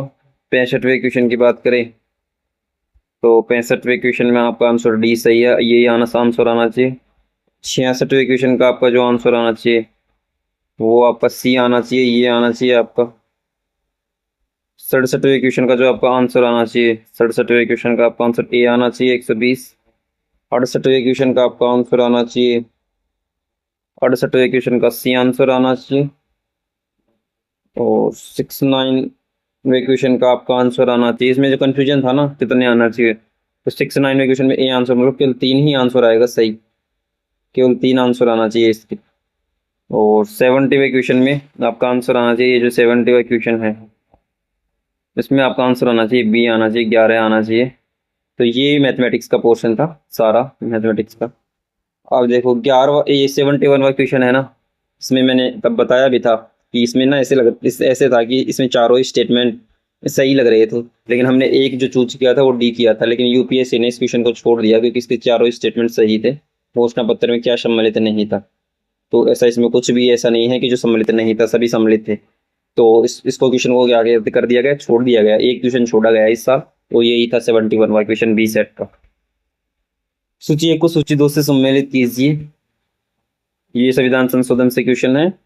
तो इसका देखो 102 संविधान संशोधन किससे, जो ओबीसी को संवैधानिक दर्जा मिला था 2018 उससे संबंधित है। और 103वां संविधान संशोधन है केंद्र राज्य में नौकरी, जो ईडब्ल्यूएस का आरक्षण है ना 10% का, उससे संबंधित 103 था। 104वां संविधान संशोधन था वो लोकसभा एवं राज्यसभाओं में जो आंग्ल भारतीयों के स्थानों के आरक्षण की समाप्ति है, जो 2 लोकसभा में 2 राज्य विधानसभाओं में 1 होता है ना, तो उनकी समाप्ति से संबंधित 104वां था। और 106वां तो अभी था मात्र व्यय वंदना, जिसका नाम था उस विधेयक का, लोकसभा एवं राज्य विधानसभाओं महिलाओं के लिए 33% का आरक्षण। तो ये हो जाएगा 1 3 2 4, 1 3 2 4, सी आंसर हो जाएगा इसका राइट आंसर किसका, 72वें क्वेश्चन का, 72वें क्वेश्चन का आंसर सी हो जाएगा। नेक्स्ट क्वेश्चन की बात करें, 72वें क्वेश्चन का आंसर सी लिख दिया हमने। 73वें क्वेश्चन या 73वें क्वेश्चन की बात पीआईएल से संबंधित है। तो 73वें क्वेश्चन पीआईएल के बारे में यानी जनहित याचिका के बारे में निम्नलिखित में से कौन से कथन सही है बोल रखा है। 73, भारत में यह सुने जाने के अधिकार के सिद्धांत के द्वारा अधिरोपित कड़ी अपेक्षाओं की पालन कर, कड़ी अपेक्षाओं की पालन नहीं करता ये जो पीआईएल है, ये इसके लिए कड़ी अपेक्षाओं की पालन नहीं करता, ये बस सामान्य रूप से यूज में लिया जाता है। और न्यायाधीशों को भेजे जाने वाले पत्रों को याचिकाएं माना जा सकता है, ये सही है। और ये केस जो है एमसी मेहता बनाम भारत संघ एक पीआईएल थी जिसमें भारतीय संविधान में अनुच्छेद 21 तथा अनुच्छेद 32 के कार्य क्षेत्र का विस्तार किया गया था। ये दोनों जो केस था, ये केस भी सही है और ये दूसरा स्टेटमेंट जो था वो भी सही है, तो इसका राइट आंसर बी हो जाएगा। नेक्स्ट क्वेश्चन की बात करें, भारत के राष्ट्रपति के निर्वाचन से संबंधित निम्नलिखित कथनों पर कौन सा कथन सही है। एक तो परिपाटी के अनुसार महासचिव लोकसभा अथवा महासचिव राज्यसभा की नियुक्ति कर्मावर्ती रूप से रिटर्निंग अधिकारी के रूप में होती है, तो ये स्टेटमेंट सही है। जो परंपरा के अनुसार जो महासचिव होता है लोकसभा का हो या राज्यसभा का, रिटर्निंग रूप से होता है कर्मावती। तो दूसरा, निर्वाचन गण के सदस्य अपनी इच्छा से मतदान कर सकते हैं, वे किसी भी दल के द्वारा जारी व्हीप को मानने के लिए बाध्य नहीं है। तो अगर मतलब कि जो राष्ट्रपति का चुनाव हो रखा होता है ना, उसमें जो वोटिंग करते हैं उसमें व्हीप को मानने के लिए बाध्य नहीं होते कौन, वोट करता, ऐसा स्टेटमेंट 2 बोल रखा है जो कि सही है एकदम। तो नोटा का उपबंध लागू नहीं होता है, तो ये गलत हो जाएगा। 1 और 2 सही आंसर हो जाएगा इसका। 74 का आंसर क्या हो जाएगा, ये आंसर हो जाएगा, 1 और 2 आंसर हो जाएगा। 75 में हमें गलत मतलब एक तरफ मंत्रालय दे रखा है और उसके विभाग एक दूसरी साइड में विभाग दे रखा है, 3 सही सम्मिलित है, चौथा जो एक गलत है वो हमें बताना है। तो चौथा 75 के क्वेश्चन में वही है वित्त मंत्रालय का विभाग, पेंशन एवं आर्थिक कार्यकारी विभाग ये आते हैं वित्त मंत्रालय में। पेंशन एवं पेंशन भोगी कल्याण ईपीएफ में कार्मिक मंत्रालय के तहत आते हैं, तो यही गलत हो जाएगा और गलत ही हमें बताना, तो यही आंसर हो जाएगा। इसके अलावा राजभाषा विभाग, गृह मंत्रालय के अधीन भूतपूर्व सैनिक विभाग, रक्षा मंत्रालय के अधीन औषधि जो है और रसायन एवं उर्वरक मंत्रालय के अधीन आता है। नेक्स्ट क्वेश्चन की बात करें तो भारत के संविधान में 9वीं अनुसूची में निम्नलिखित में से कौन सा विषय सम्मिलित नहीं है? एक अधिकारी अवरोध व्यापार व्यवहार अधिनियम 1969 ये था, साधारण बीमा कारोबार अधिनियम भी था, और कोयला खान जो एक्ट था 1973 का वो भी शामिल था। लेकिन जो उपभोक्ता संरक्षण अधिनियम है इसको नवी अनुसूची में क्यों, नवी अनुसूची का मतलब था कि उस अनुसूची में अगर कोई भी सब्जेक्ट डाल दिया गया, कोई कानून डाल दिया गया तो जुडिशियल रिव्यू उसका नहीं कर सकती कौन, सुप्रीम कोर्ट है, जो सुप्रीम कोर्ट हाई कोर्ट उसका जुडिशियल रिव्यू नहीं कर सकते जुडिशियल। लेकिन उपभोक्ता संरक्षण अधिनियम यदि इसमें डाल देंगे तो उपभोक्ता अपनी शिकायतें वगैरह कुछ करेंगे, उपभोक्ता के साथ अगर कुछ गलत हो रहा है तो, और सरकार अगर सुनवाई नहीं ले रही है तो अगर जुडिशरी में जाना होगा, जुडिशरी में तो जा ही नहीं सकते इस अधिनियम के तहत, तो वो सुनवाई नहीं करेगा, आपकी जुडिशियल रिव्यू नहीं कर सकता आपके कानून का। इसलिए ये नहीं है, इसका पहली बार में ये समझ में आ रहा है कि ये तो हो नहीं सकता बिल्कुल भी, तो यही आंसर आ जाएगा। नहीं पूछा था, ये नहीं है कि नाइन्थ शेड्यूल में शामिल एक्ट, तो ये राइट आंसर हो जाएगा। नेक्स्ट क्वेश्चन की बात करें, उत्तर पूर्व परिषद जो नॉर्थ ईस्ट है में के संबंध में निम्नलिखित में से कौन सा कथन सही कथन बताना है नॉर्थ ईस्ट से संबंधित है? 77वां क्वेश्चन, तो देखो इसमें पढ़ोगे ना तो 8 राज्यों के आर्थिक राजनीतिक विकास की नोडल एजेंसी गृह मंत्रालय के अधीन, ये गलत है। इसमें भी 8 राज्यों के राज्यपालों मुख्यमंत्री, ये भी गलत है। और मणिपुर में को 8 सदस्य के रूप में सम्मिलित किया गया था, ये भी गलत है। सही केवल एक है, इसमें 1971 में संसद के अधिनियम के द्वारा इस परिषद का गठन किया गया था, किसका, नॉर्थ ईस्ट काउंसिल का 1971 में किया गया था, एक अधिनियम के तहत किया गया था। सूची को सूची 2 के साथ सम्मिलित कीजिए। एक तरफ ऐतिहासिक निर्णय, दूसरा उससे संबंधित वाद दिया गया है, उसका मतलब उसने उस जब वो केस हुआ था उस केस में महत्वपूर्ण वाद क्या था, क्यों वो केस सामने आया था, ये हमें बताना है। तो जो एक गोपालन केस बनाम मद्रास राज्य है ना, वो किससे संबंधित था? वो संबंधित था कि निवारक निरोध के अधिनियम, भारत के संविधान के अधीन मौलिक अधिकारों की अधिकारिता है, ये केस से संबंधित कौन है? एक गोपालन केस हो गया। वहीं के.एम. ननावत बनाम बॉम्बे राज्य, वो भारत के संविधान के अनुच्छेद 161 के अधीन राज्यपाल द्वारा दंडादेश की दंडादेश की निलंबन की शक्ति का परीक्षा लेने के लिए जो उससे संबंधित जो केस हुआ था वो हुआ था के.एम. ननावती बनाम बॉम्बे राज्य। और मेनका गांधी केस तो है ही अभी, जो क्या है, भारत के संविधान के अनुच्छेद 19(1)(a) के अधीन प्रदत्त अधिकारों में विदेश जाने का अधिकार सम्मिलित है, ये मेनका गांधी केस से हो गया। और बचा गया कौन सा, श्याम नारायण चौक से बनाम भारत संघ, ये थिएटरों में चलचित्रों के प्रदर्शन से पहले राष्ट्रगान जो अवश्य बजाना चाहिए, इससे संबंधित है।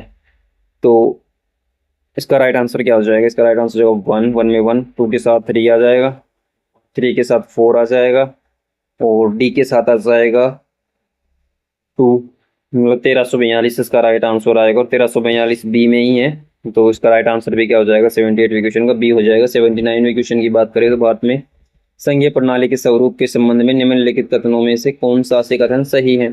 संघीय प्रणाली के बारे में कथन दे रखा है, हमें सही बताना है, सही कौन सा है। तो चूंकि संघ के गठन से पूर्व राज्यों की स्वतंत्रता अस्तित्व में थी, इसलिए भारत के संविधान में अमेरिका के संविधान की भांति राज्य अधिकारों के संरक्षण हेतु रक्षोपाय को बंद किया गया है, बिल्कुल गलत है। क्योंकि अमेरिका के जो संविधान में जो राज्य है ना वो है, वो मतलब केवल सहमति का परिणाम है, राज्यों की सहमति का परिणाम है वो जो संघ बना हुआ है। राज्य जब चाहे अलग हो सकते हैं अमेरिका से, लेकिन भारत में ऐसा नहीं है। भारत क्या है? विनाशी राज्यों का अविनाशी संघ है, मतलब संघ तो नहीं टूट सकता, कभी भी नहीं टूट सकता, जबकि मतलब वो राज्यों के सहमति का परिणाम नहीं है भारत को जो संघ बना है। क्योंकि जो आर्टिकल 1 है पहले ही भाग में लिखा गया, India that is Bharat should be union of state. इसका मतलब ये है कि वो अमेरिका की तरह कि आपसी सहमति का परिणाम नहीं है। तो ये पहला गलत दे रखा है, अमेरिका से कंपैरिजन राज्यों की यहाँ नहीं हो रही। अमेरिका के संविधान में अधीन राज्यों में अवशिष्ट शक्तियां, मतलब अवशिष्ट शक्तियां जो है ना वो अमेरिका में किसको है? राज्यों के, जबकि भारत में संघ के अधीन है, केंद्र के अधीन है, तो ये बिल्कुल सही है। आप बताओ कि अवशिष्ट शक्तियों के लिए आर्टिकल कौन सा है। आप आर्टिकल कमेंट बॉक्स में जरूर बताओ। भारतीय संविधान में अवशिष्ट शक्तियों को निहित करने के लिए आयरलैंड के संविधान का अनुकरण किया गया था। गलत है, आयरलैंड का नहीं, आयरलैंड का संविधान नहीं था, ऑस्ट्रेलिया का था। तो इसका राइट आंसर क्या हो जाएगा? केवल बी हो जाएगा। नेक्स्ट क्वेश्चन की बात करें, दो सही था ना, तो केवल बी हो जाएगा। विकसित भारत जी रामजी अधिनियम 2025 के बारे में निम्नलिखित में से कौन सा कथन सही है? विकसित भारत का जो अधिनियम आया था ना, वीबीजी या रामजी, मनरेगा का नाम चेंज कर दिया था इन्होंने। तो इसके तहत सही स्टेटमेंट बताने, चार प्राथमिकता वाले क्षेत्रों में मजदूरी रोजगार को टिकाऊ ग्रामीण अवसंरचना से जोड़ता है कौन? ये अधिनियम भी बिल्कुल सही है। सृजित सभी परिसंपत्तियों को विकसित भारत राष्ट्रीय ग्रामीण अवसंरचना स्टैक से जोड़ता है। दोनों स्टेटमेंट बिल्कुल सही है। सी इसका राइट आंसर हो जाएगा। नेक्स्ट क्वेश्चन की बात करें तो निम्नलिखित में से कौन से भारत के संविधान में मूलभूत विशेषताएं, बेसिक स्ट्रक्चर है ना, उसमें उच्चतम न्यायालय के विविध निर्णयों से आए हुए हैं, बेसिक स्ट्रक्चर के पार्ट बताने हैं, वो कौन कौन से हैं 81वें क्वेश्चन में। तो न्याय तक प्रभावी पहुंच, कानून का शासन और अनुच्छेद 368 के तहत अधीन संशोधन की शक्ति, तीनों के तीनों इसमें सही आंसर हो जाएंगे। डी इसका राइट आंसर हो जाएगा। महिलाओं के विरुद्ध सभी प्रकार के भेदभाव के उन्मूलन पर कन्वेंशन के बारे में निम्नलिखित में से कौन सा कथन सही है? सही बताने हैं महिलाओं के विरुद्ध जो कन्वेंशन होते हैं ना, भेदभाव के महिलाओं के विरुद्ध सभी प्रकार के भेदभाव के उन्मूलन के लिए। तो पहला ही है कन्वेंशन महिलाओं की स्थिति पर संयुक्त राष्ट्र आयोग यूएनओ के द्वारा 30 से अधिक वर्षों तक किए गए कार्य का चरमोत्कर्ष था। यह सही स्टेटमेंट है। यह कन्वेंशन महिलाओं के प्रजनन अधिकारों को प्रमुखता से ध्यान देता है। महिलाओं के प्रजनन अधिकारों को प्रमुखता से ध्यान देता है क्योंकि महिलाओं से संबंधित है, तो दोनों सही हैं। मानव अधिकार समिति का इस द्वारा इस कन्वेंशन का कार्यान्वयन मॉनिटर किया जाता है। गलत, मानव अधिकार समिति नहीं, महिलाओं के लिए जो महिलाओं के लिए अलग से समिति होती है ना, वो इसको मॉनिटर करती है। तो एक और, तो इसका राइट आंसर यानी ए इसका राइट आंसर हो जाएगा। फिर 82वें क्वेश्चन का 83वें क्वेश्चन की बात करें तो राज्यसभा निम्नलिखित में से किस राज्य को सबसे अधिक सीटें आवंटित हैं? तो राज्यसभा मैंने बताया तमिलनाडु को 18 है और वेस्ट बंगाल को 16 ही है। तो ये बिल्कुल सही हो जाएगा और डी हो जाएगा 83वें क्वेश्चन में। नेक्स्ट क्वेश्चन की बात करें, मानव अधिकारों के बारे में निम्नलिखित में से कौन सा कथन सही? अधिकारों की अगली पीढ़ी में पारंपरिक नागरिक व राजनीतिक अधिकार सम्मिलित थे और अधिकारों की दूसरी पीढ़ी में एकात्मकता के अधिकार सम्मिलित थे। ये गलत है। एकात्मकता के अधिकार अधिकारों की दूसरी पीढ़ी में शामिल नहीं थे। केवल एक स्टेटमेंट बिल्कुल सही है। संविधान के अनुच्छेद 20(1) के बारे में निम्नलिखित में से कौन सा कथन सही है? इसे कार्यतर विधि से संरक्षण उपबंध के विरुद्ध उपबंध अंतर्निष्ठ है। इसमें जो कार्यतर विधि से एक्स पोस्ट फैक्टो जो लेजिस्लेशन है, तो स्टेटमेंट ए क्या हो जाएगा? बिल्कुल सही हो जाएगा। कोई विधान किसी दांडी क्रिमिनल कानून को भूतलक्षी या रेट्रोस्पेक्टिव बनाने के लिए सक्षम नहीं होगा। 20(1) के तहत कोई भी, जैसे किसी भी कोई आपने कोई अपराध कर दिया तो वो अपराध है ना, तब से जिस टाइम पे जो अपराध आपने किया है उस टाइम पे जो सजा होगी ना आपको वो ही मिलेगा। ऐसा नहीं कि मतलब उससे पहले जो दंड था उसके हिसाब से आपको सजा दी जाए, तो ये नहीं होता कि इसमें 20(1) के तहत, और ये आपराधिक मामलों में ही खासकर होता है। तो दोनों स्टेटमेंट इसमें 85वें क्वेश्चन में सही है। सी इसका राइट आंसर हो जाएगा। नेक्स्ट क्वेश्चन की बात करें 86वें क्वेश्चन में, भारतीय इतिहास में निम्नलिखित में से कौन सी घटना सबसे पहले घटित हुई थी? तो ये तो दांडी मार्च 1930 का था, चोरा चोरी 1919, बंगाल का विभाजन 1905, चंपारण 1915। तो सबसे पहले बंगाल का विभाजन हुआ था। तो इसका राइट आंसर क्या हो जाएगा? सी हो जाएगा, बंगाल का विभाजन सबसे पहले हुआ था। निम्नलिखित कथनों पर विचार कीजिए। तमिल लिपि में प्रथम पुस्तक का मुद्रण वर्ष 1578 में हुआ था। भीमजी पारेख के प्रयासों से इंग्लैंड से बॉम्बे में प्रथम जो प्रिंटिंग प्रेस है ना उसका आयात किया गया था। किसके द्वारा? भीमजी पारेख के प्रयासों से। तो 87वें क्वेश्चन का भी आंसर सी ही है। 88वें क्वेश्चन की बात करें तो एक तरफ दे रखा है सूफी कृति और उसकी रचना की प्रकृति, मतलब किससे संबंधित थी वो जो रचना की गई थी। तो जो कशफुल महजूब है ना वो किससे संबंधित थी? वो संबंधित थी सूफी विचारधारा से संबंधित पुस्तक है ये। और फवाइद उल फुआद जो है वो है शेख जो निजामुद्दीन औलिया के वार्तालाप हो गए। सियार उल औलिया जो है, सियार उल औलिया जो पुस्तक या कृति है वो किससे संबंधित है? वो संतों के जीवन वृत्तांत से संबंधित है। और मकतूबत इमाम रब्बानी वो शेख रहमत सरहिंदी के पत्र हो गए। तो इसका राइट आंसर क्या हो जाएगा? सी हो जाएगा। सी इसका राइट आंसर हो जाएगा। नेक्स्ट क्वेश्चन की बात करें 89वें क्वेश्चन की, तो अमर नायक प्रणाली के बारे में निम्नलिखित कथनों के पर विचार कीजिए। अमर नायक प्रणाली, पहली बात है विजयनगर साम्राज्य की प्रमुख राजनीतिक फोर्स थी। गलत बताना है हमें, सही थी ये, तो पहला स्टेटमेंट सही है। अमर नायक सैन्य कमांडर थे जिन्हें राय के द्वारा शासन करने के लिए राज्य क्षेत्र भी दिया जाता था। ये भी सही है। अमर नायक करों का संग्रह करते थे और व्यक्तिगत उपयोग एवं अपने सैन्य दलों के रख रखाव हेतु राजस्व में भाग लेते, राजस्व को भाग रखते थे। तीनों स्टेटमेंट बिल्कुल सही है। राजस्व को भाग भी रखते थे, कर का संग्रह भी करते थे। लेकिन ये वंशानुगत नहीं होता था, लेकिन स्टेटमेंट 4 दे रखा है कि राज्य क्षेत्र के क्षेत्र अपने राज्य क्षेत्र में वंशानुगत होते, इसके कारण ये अस्थानांतरणीय थे, ट्रांसफरेबल थे। तो ये गलत है। अमर नायक जो थे वो वंशानुगत नहीं होते थे, वो अपने काबिलियत के दम पे चुने जाते थे, और उनको ट्रांसफर भी किया जा सकता था। उनको जो ये दिया जाता था नहीं अधिकार, उसको ट्रांसफरेबल था, अस्थानांतरणीय नहीं था। तो इसका डी गलत हो जाएगा, विजयनगर साम्राज्य से संबंधित। तो गलत हमें बताना था अमर नायक प्रणाली से, तो डी इसका राइट आंसर हो जाएगा, डी ही आंसर हो जाएगा क्योंकि डी गलत है और हमें डी बताना था। नेक्स्ट क्वेश्चन की बात करें तो निम्नलिखित में से कौन सी बंगाल की नदियां में उत्पन्न चैतन्य महाप्रभु की एक शाखा है जिसके अनुयायी हिंदू मुसलमान दोनों हैं? तो एक शरण धर्म, सहजा, गौड़ीय, वैष्णववाद और बाउल, इनमें से हमें वो बताना है जिसके अनुयायी हिंदू भी है और मुस्लिम भी है और वे चैतन्य परंपरा की एक शाखा है। तो बाउल इसका राइट आंसर हो जाएगा, बाउल इसका राइट आंसर हो जाएगा, बाउल परंपरा थी वो। नेक्स्ट क्वेश्चन की बात करें 93 क्वेश्चन की, 90वें क्वेश्चन में आएगा बाउल आंसर आएगा, याद रखना। जावर की खानों के बारे में क्वेश्चन है, निम्नलिखित कथनों पर विचार कीजिए। जावर की खानों के बारे में क्वेश्चन है कि क्या है क्वेश्चन, तांबा, सीसा, चांदी की एस्को में जस्ता मिश्रित रूप में मिलता है। तांबा में भी, सीसा में भी, जस्ता में, ये सही है। 14वीं शताब्दी तक आसवन विधि के द्वारा जस्ते का पृथक्करण आरंभ हो गया था। अबुल फजल की ने नई खोज की गई धातु के रूप में जस्ते का वर्णन किया है जिसके प्राचीन लोग अनभिज्ञ थे। तो ये स्टेटमेंट में बिल्कुल सही है, इसका राइट आंसर डी है, तीनों के तीनों सही हैं 91 क्वेश्चन। नेक्स्ट क्वेश्चन की बात करें तो प्राचीन भारत में खगोलविदों की कृति में किसका उल्लेख नहीं मिलता? तो यूरेनस का नहीं मिलता। 92 क्वेश्चन में क्या आंसर हो जाएगा? सीरा 92 क्वेश्चन का आंसर हो जाएगा। कोड मॉडल के बारे में निम्नलिखित कथनों में से कौन सा कथन सही है? कोड मॉडल के बारे में कौन था? ये 93 क्वेश्चन, ये तमिलनाडु की एक पुरातात्विक स्थल था। इसके अलावा निम्नलिखित में से कौन सा शिलालेख तमिल राज्य के एक संघ से संबंधित है? निम्नलिखित में से कौन सा शिलालेख तमिल राज्य के एक संघ से संबंधित है? तो खारवेल का जो हाथी गुम्फा अभिलेख शिलालेख है ना, वो आज का राइट आंसर हो जाएगा। इन वैदिक देवताओं में से किसे वचनों या विवाहों का संरक्षक माना जाता है? तो आर्यमन को माना जाता है वचनों का एवं विवाहों का संरक्षक। किसी कुल क्लैन को निरूपित करने वाले शब्द गोत्र का सर्वप्रथम उल्लेख कहाँ मिलता है? तो ऋग्वेद में मिलता है। 96 में ऋग्वेद नहीं आएगा, सॉरी, अथर्ववेद आएगा। यूपीएससी ने 96 में बी आंसर दिया है कि ये कुल शब्द का ना, गोत्र शब्द का सर्वप्रथम उपयोग निम्नलिखित में से किस वेद में मिलता है? अथर्ववेद में मिलता है। तो ऋग्वेद इसका आंसर नहीं आएगा, इसका तो आर्यमन ही आएगा, लेकिन इसका अथर्ववेद आएगा। 96वें क्वेश्चन का आपको याद रखना है। 97वें क्वेश्चन की बात करें, गंगा का अवतरण, descent of the Ganga क्या है? तो ये है मामल्लपुरम का उद्रत एक मूर्ति शिल्प है, तो इसका आंसर ए आ जाएगा। 98वें क्वेश्चन की बात करें तो इसे इन कांग्रेस सदस्यों में से कौन अपरिवर्तनवादी समूह के सदस्य नहीं थे? नो चेंजर्स के सदस्य नहीं थे, वो बताना है। मतलब चेंजर्स थे, इनमें से चेंजर्स 3 थे, एक अपरिवर्तनवादी समूह के सदस्य नहीं, 3 तो अपरिवर्तनवादी थे, एक परिवर्तनवादी थे। वो परिवर्तनवादी हमें बताना है वो कौन से थे। तो जो विट्ठल भाई पटेल है ना, तो विट्ठल भाई पटेल है ना, वो परिवर्तनवादी थे, वो नो चेंजर्स नहीं थे। निम्नलिखित घटनाओं का सही कालक्रम बताओ।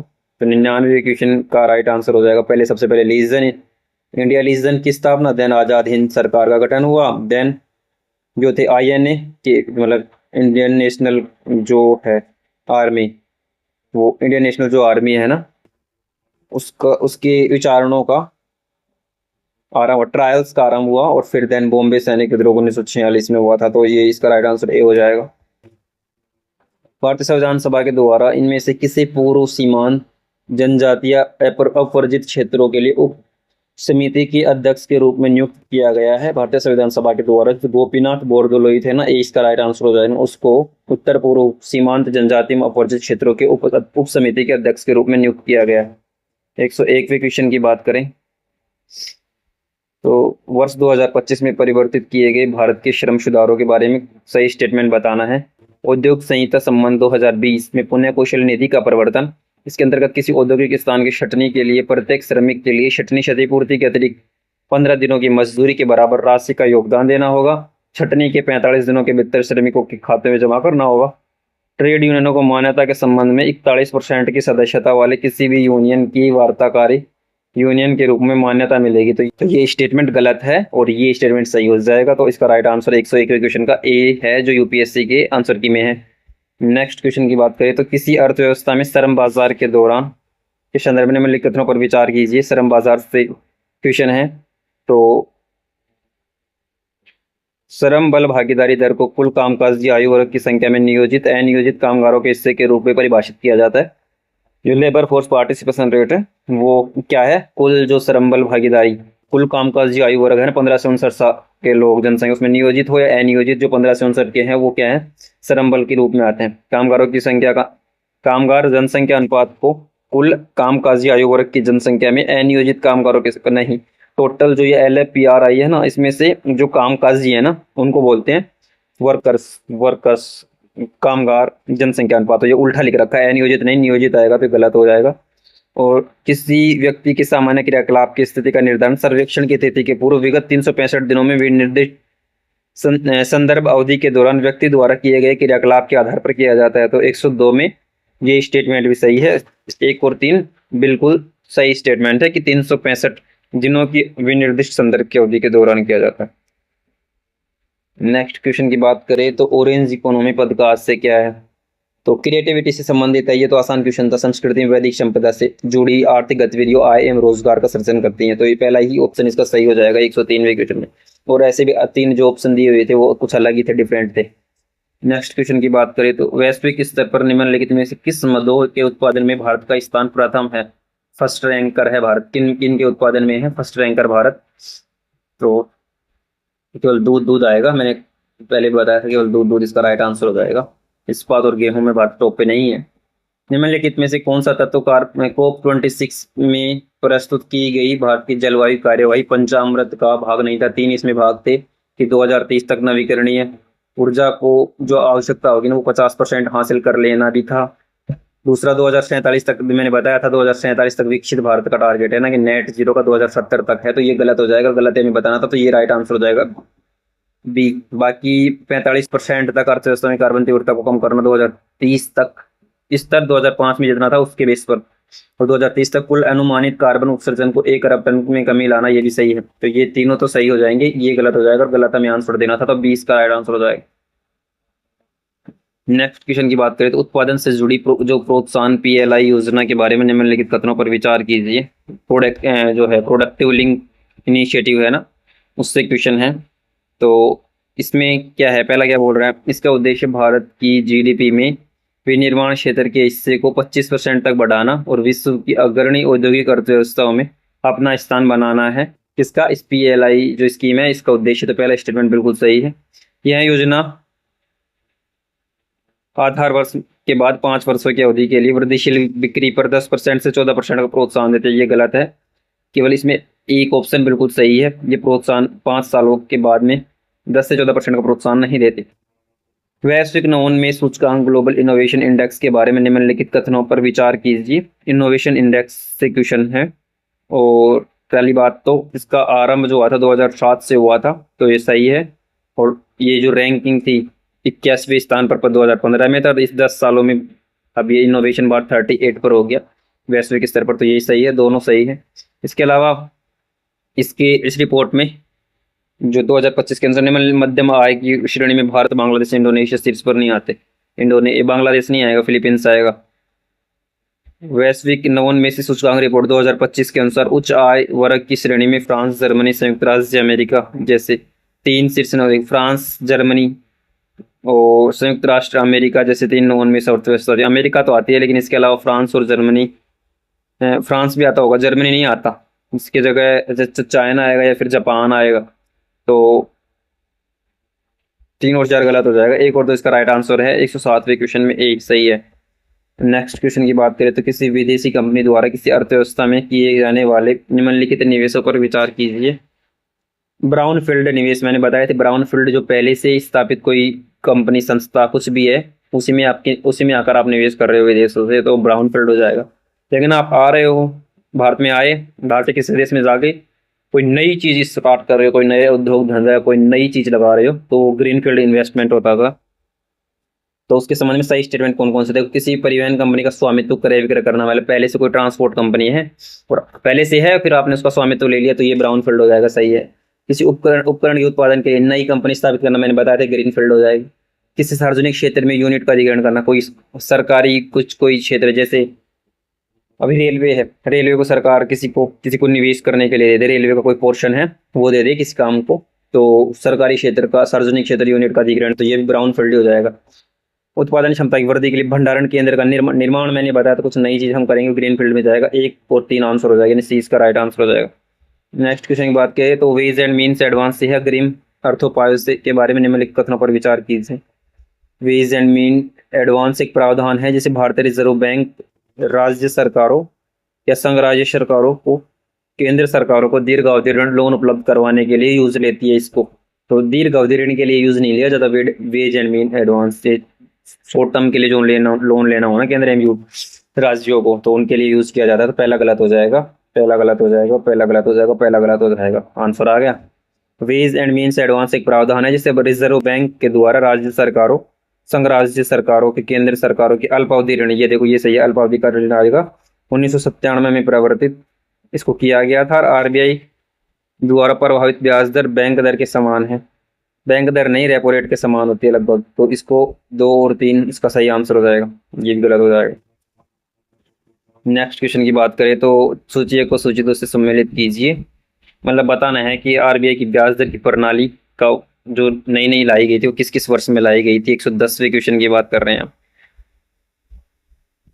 110वें क्वेश्चन पे 110वें क्वेश्चन में देखो ये जो नीति निर्धारण उधार देने की जो सीमा मार्जिनल स्टैंडिंग फैसिलिटी जिसको बोलते हैं ना, निधि आधारित उधार की सीमांत जो लागत होती है ना, वो किस वर्ष लाई गई थी, उसका परिवर्तन वर्ष क्या था। तो उसका परिवर्तन वर्ष 2016 में इसको लागू किया गया था, इसको परिवर्तन किया गया था। आधार वर्ष 2010 रखा गया था। बेंचमार्क आधार दर है वो क्या है, बेंचमार्क आधार दर 2019 में, और बेंचमार्क मूल दर है, बेंचमार्क प्राइमरी लैंडिंग रेट है वो 2003 में इसको परिवर्तन किया गया था, उसको लागू किया गया था। तो इसका जो राइट आंसर है ना 110वें क्वेश्चन का वो बी हो जाएगा। नेक्स्ट क्वेश्चन की बात करें तो एसडीएफ से संबंधित निम्नलिखित कथनों पर विचार कीजिए। स्टैंडिंग डिपो स्पेशल जो है ना स्पेशल आहरण सुविधा, तो क्वेश्चन नंबर सारा ही गलत करोगे भाई। विशेष आहरण सुविधा के बारे में निम्नलिखित कथनों पर विचार कीजिए। यह सरकारी प्रतिभूतियों के बदले राज्य सरकारें संघ राज्य सरकारों को आरबीआई द्वारा अल्पावधि ऋणों का प्रावधान करता है। तो ये बिल्कुल सही स्टेटमेंट है, अल्पावधि ऋण ही देता है किनके, जी सेक्स है ना, जी सेक्स गवर्नमेंट सिक्योरिटीज, उनके बदले में आरबीआई द्वारा इस पर जो है प्रभावित ब्याज दर रेपो दर से के समान होती है, गलत, रेपो दर से कम ब्याज दर लेते हैं। दूसरा ये स्टेट एवं संघ की सरकारों के द्वारा इसका उपयोग सीधे जो WMA हमने पढ़ा था ना, अर्थोपाय अग्रिमों की सामान्य सीमा की समाप्ति के पश्चात किया जाता है, गलत, पहले दिए जाते हैं, एसडीएफ दिया जाता है, विशेष आहरण सुविधा दी जाती है, उसके बाद में है ना स्पेशल डिपॉजिट फैसिलिटी, और उसके बाद में जो है ना बाद में दिया जाता है वेज एंड मीन्स एडवांस। इसमें लिखा उल्टा लिखा हुआ है तो ये भी गलत है। तो केवल इसमें एक आंसर हो जाएगा, 20 का राइट आंसर हो जाएगा 111वें क्वेश्चन में। नीति आयोग को प्रकाशित सतत विकास लक्ष्य SDGM वर्ष 2023-24 के आंकड़ों के अनुसार अखिल भारतीय स्कोर की अपेक्षा निम्नलिखित में इनमें से कौन सा राज्य का SDGM सबसे कम स्कोर था 2023-24 में, तो राजस्थान में आएगा 112 में बी आंसर हो जाएगा। नेक्स्ट क्वेश्चन की बात करें तो केंद्रीय बजट की बात करें 2026-27 के संदर्भ में निम्नलिखित कथनों पर विचार कीजिए। पहला कथन क्या दे रखा है, पहला दे रखा है केंद्र सरकार सकल राजस्व घाटा GDP के 11.2% रहने का अनुमान है, ये सही है। और केंद्र सरकार का जो लक्ष्य है ना प्रत्यक्ष कर राजस्व, मैंने कल भी बताया था कि डायरेक्ट कर राजस्व है ना वो अधिक है किससे, इनडायरेक्ट कर राजस्व से, तो इसमें उठा दिया हुआ है, कम दिया हुआ है। और प्रभावी पूंजीगत जो व्यय है ना वो लगभग 17 पॉइंट कुछ करोड़ था, और ये पूंजीगत जो व्यय था मतलब 17 पॉइंट लाख करोड़, लाख में था वो 17 पॉइंट कुछ, तो ये जस्ट अपोजिट दिया हुआ था। पूंजीगत व्यय जो है ना उससे ज्यादा है प्रभावी पूंजीगत जो व्यय है, तो ये दोनों गलत हो जाएंगे, और 1 और 4 इसका राइट आंसर हो जाएगा, तो ये डी इसका राइट आंसर हो जाएगा। नेक्स्ट क्वेश्चन की बात करें, कौन सी क्वेश्चन, 114वें क्वेश्चन की बात करें तो एक प्रमुख सार्वजनिक वित्तीय प्रणाली, एक प्रमुख सामाजिक वित्तीय प्रबंधन प्रणाली सुधार के रूप में नकदी प्रबंधन को बेहतर बनाने के लिए अप्रयुक्त जमा रकम को घटाने, पारदर्शिता को बढ़ाने और व्यय दक्षता को सुदृढ़ करने के लिए भारत सरकार द्वारा निम्नलिखित में से कौन सी प्रणाली अपनाई गई है? तो भारत सरकार द्वारा अपनाई गई है, भारत सरकार के द्वारा ठीक समय पर निधि निर्मोचन प्रणाली, just in time fund release system, ये लॉन्च किया गया है, ये प्रणाली अपनाई गई है। सी इसका राइट आंसर हो जाएगा। 114वें में 115वें क्वेश्चन की बात करें तो जो पीडीएस लॉजिस्टिक नेटवर्क की दक्षता को बढ़ाने के लिए अन्न चक्र जो चलाया गया था, पीडीएस आपूर्ति श्रृंखला, उसको अनुकूल भारत सरकार के द्वारा आरंभ की गई एक इनिशिएटिव था। और इस प्रणाली को विकसित करने के लिए निम्नलिखित में से किस भारतीय संस्थान ने संयुक्त राष्ट्र विश्व खाद्य जो कार्यक्रम है ना, संयुक्त राष्ट्र यूएन का world food programme WFP UN, उसका सहयोग किसने किया था? तो भारत में इसका सहयोग किया गया था अन्न चक्र चलाने के लिए भारतीय औद्योगिक संस्थान नई दिल्ली के द्वारा किया गया था। SB64 किससे संबंधित है? तो SB64 है ना, यह एक वैज्ञानिक एवं प्रौद्योगिकी सहायक निकाय एवं जलवायु परिवर्तन पर संयुक्त राष्ट्र फ्रेमवर्क के कार्यान्वयन हेतु सहायक निकाय के 64वें सत्र को संदर्भित करता है। तो ये सही है, डी इसका राइट आंसर हो जाएगा। 170वें क्वेश्चन की बात करें तो निम्नलिखित में से कौन सा से कथन सही है? सही बताना है 170वें क्वेश्चन में। पहले नवीकरणीय ऊर्जा सांख्यिकी 2016-26 के अनुसार नवीकरणीय ऊर्जा स्थापित क्षमता में विश्व में भारत तीसरे स्थान पर है, ये बिल्कुल सही है। और वैश्विक स्तर पर स्थापित पवन चालित टरबाइन की क्षमता में भारत 4th नंबर पे है, ये भी सही है। पवन ऊर्जा स्पेशल की बात करें, स्पेशल पवन ऊर्जा में 4th नंबर पे, ओवरऑल नवीकरणीय ऊर्जा में भारत तीसरे स्थान पर है। तो दोनों कथन इसमें सही हो जाएंगे। 170वें में सी आंसर आ जाएगा। इसके अलावा रघु राय हाल ही में जिनका निधन हुआ वो किससे संबंधित थे? तो वो एक प्रतिष्ठित फोटोग्राफर थे, रघु राय। मैंने हर बार जब पीआई की सोल्यूशन करवाया था तो मैंने बताया था कि जो पर्सन से न्यूज है ना, उससे क्वेश्चन उठाता है, कई बार दो क्वेश्चन उठाता है। इसमें देखो रघु राय से संबंधित उठाया, एक प्रतिष्ठित फोटोग्राफर हो गए रघु राय। अब जो ओल चिकी लिपि है ना, उसके बारे में निम्नलिखित में से कौन से कथन सही है? ओल चिकी जो लिपि है, भारत सरकार द्वारा हाल ही में इस लिपि के विकास के लिए 200 वर्ष पूर्ति समारोह मनाया गया। ये गलत है, इस तरह का कोई समारोह 200 वर्ष की पूर्ति के लिए नहीं मनाया गया। इस लिपि का प्रयोग संथाली भाषा के लिए किया गया था। हाँ सही है, इसी में भारत के संविधान है ना, इस लिपि में संथाली भाषा में भारत के संविधान को ट्रांसलेशन किया गया था उसका। और जो द्रौपदी मुर्मू जी हमारी जो राष्ट्रपति है माननीय, उनके द्वारा इस संविधान को मतलब कि जो चेंज किया गया था ना इस भाषा में, उसका जो इनोग्रेशन किया गया। तो इसमें केवल 20 स्टेटमेंट सही है। ओल चिकी संथाली भाषा से संबंधित है जो लिपि है। इसके अलावा 120वें क्वेश्चन की बात करें तो ब्लैक स्वान शिखर सम्मेलन भारत 2026 के बारे में निम्नलिखित में से कौन सा कथन सही है? ब्लैक स्वान सम्मेलन जो हुआ था तो उसके लिए सही स्टेटमेंट बताना है। तो ब्लैक स्वान जो शिखर सम्मेलन हुआ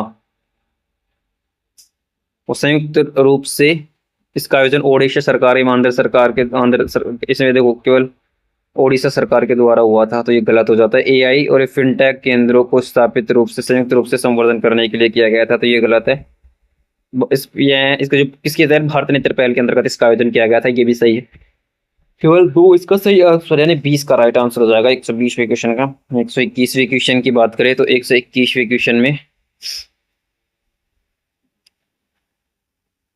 कुंडनकुलन परमाणु ऊर्जा संयंत्र 3-4 रूसी फेडरेशन के सहयोग से भारत में स्थापित किए जा रहे हैं, बिल्कुल सही है। कुंडनकुलन परमाणु ऊर्जा संयंत्र 5 और 6 यूएसए के गलत, ये यूएसए के सहयोग से नहीं है, 3 और 4 रूसी फेडरेशन के सहयोग से है, केवल एक इसमें सही आंसर हो जाएगा 121वें क्वेश्चन में। 122वें क्वेश्चन की बात करें तो भारत में बदलाव के लिए परमाणु ऊर्जा के सतत दोहन एवं विकास शांति अधिनियम 2025 की जो शांति विधेयक लाया गया है ना, किन कार्यों को करने के लिए केंद्र सरकार से प्राप्त लाइसेंस के अधीन निजी क्षेत्र को भागीदारी की अनुमति देता है कि निजी क्षेत्र भी इनमें शामिल हो सकता है। किन किन में शामिल हो सकता है अब ये शांति बिल लाने के बाद में? तो तीनों क्षेत्र है ना, चाहे संचालन प्रचालन हो, विद्युत का उत्पादन करना हो या उपस्कर विनिर्माण हो, इन तीनों क्षेत्रों में निजी क्षेत्रों की भागीदारी हो सकती है, तो इसका ए आंसर हो जाएगा। और ऑनलाइन गेमिंग संवर्धन विनियम अधिनियम 2025 के संदर्भ में केंद्र सरकार ई खेलों ई स्पोर्ट्स को भारत में प्रतिस्पर्धा खेलों में विधि सम्मत रूप से अभिकरण एवं प्राधिकरण द्वारा जैसा भी स्थिति हो मान्यता देने में पंजीकृत करने के लिए आवश्यक कदम उठाएगी, सही है। केंद्र सरकार मनोरंजन एवं शैक्षिक परियोजनाओं के लिए ऑनलाइन सोशल गेमों के विकास एवं उपलब्धता को सुकर बनाएगी, ये भी सही है। और ऑनलाइन मनी गेम और ऑनलाइन मनी गेमिंग जो सर्विसेज हैं उनको बंद कर दिया गया है, जैसे ड्रीम इलेवन वगैरह, इसको इनको बंद कर दिया गया था। ये इसी विधेयक के बाद किया गया था। तो जो 123वां है उसमें उसमें भी तीनों के तीनों स्टेटमेंट बिल्कुल सही है। ए इसका राइट आंसर है 123वें क्वेश्चन का। 124वें क्वेश्चन की बात करें तो 124वें क्वेश्चन में वो एक्सरसाइज से क्वेश्चन लिमिट सेशल्स के साथ हुआ था, जॉइंट सैन्य मिलिट्री अभ्यास, सही है। डस्टलिक भारत उज्बेकिस्तान का नहीं है। किसके साथ होता है दस्तलिक जो होता है ना, वो किसके साथ होता है ये आपको कमेंट बॉक्स में बताना है। साइक्लोन 4 भारत एवं इजराइल के बीच में एक जॉइंट मिलिट्री अभ्यास है, तो ये गलत है। इजराइल के साथ नहीं होता ये। किसके साथ होता है ये दोनों अभ्यास आपको बस लिखने हैं, क्योंकि मैंने अलग से पढ़ाया था आपको एक स्पेशल सीरीज में। दोनों किस किस देश के साथ होते हैं आपको कमेंट बॉक्स में कमेंट जरूर करके बताना। तो इसका राइट आंसर क्या हो जाएगा, केवल एक हो जाएगा, तो डी इसका राइट आंसर हो जाएगा। नेक्स्ट क्वेश्चन की बात करें तो मुंडेल डू क्विजियो दो ब्राजील 2026 के संबंध में कौन सा कथन सही है। यह पनीर एवं डेयरी उत्पादों के लिए एक अंतर्राष्ट्रीय प्रतियोगिता थी। प्रतियोगिता में 4 भारतीय उत्पादों ने पदक जीते थे। दोनों स्टेटमेंट इसमें बिल्कुल सही स्टेटमेंट है। ये ब्राजील की कोई प्रतियोगिता थी। तो ये 2026 के पेपर का हमारा क्या हो गया, ओवरऑल डिस्कशन हो गया किससे, ऑफिशियल आंसर की। ऑफिशियल मतलब प्रोविजनल आंसर की है उसी से। अब चूंकि प्रोविजनल आंसर की आई है तो कुछ अगर किसी को डाउट होगा तो आप जो यूपीएससी है उसकी जो जो जो निर्देश हैं उनको पढ़ते हुए निर्देशों के अनुसार आपके डाउट को विद जो सोर्सेज हैं उनके साथ सेंड कर सकते हैं उनके पास, उनको रिजोल्व किया जा सकता है। दूसरा, तो अगर आप 2027-2028 के लिए प्रिपेयर कर रहे हैं सीएपीएफ तो ये पीवाईक्यू सीरीज को जरूर फॉलो करें।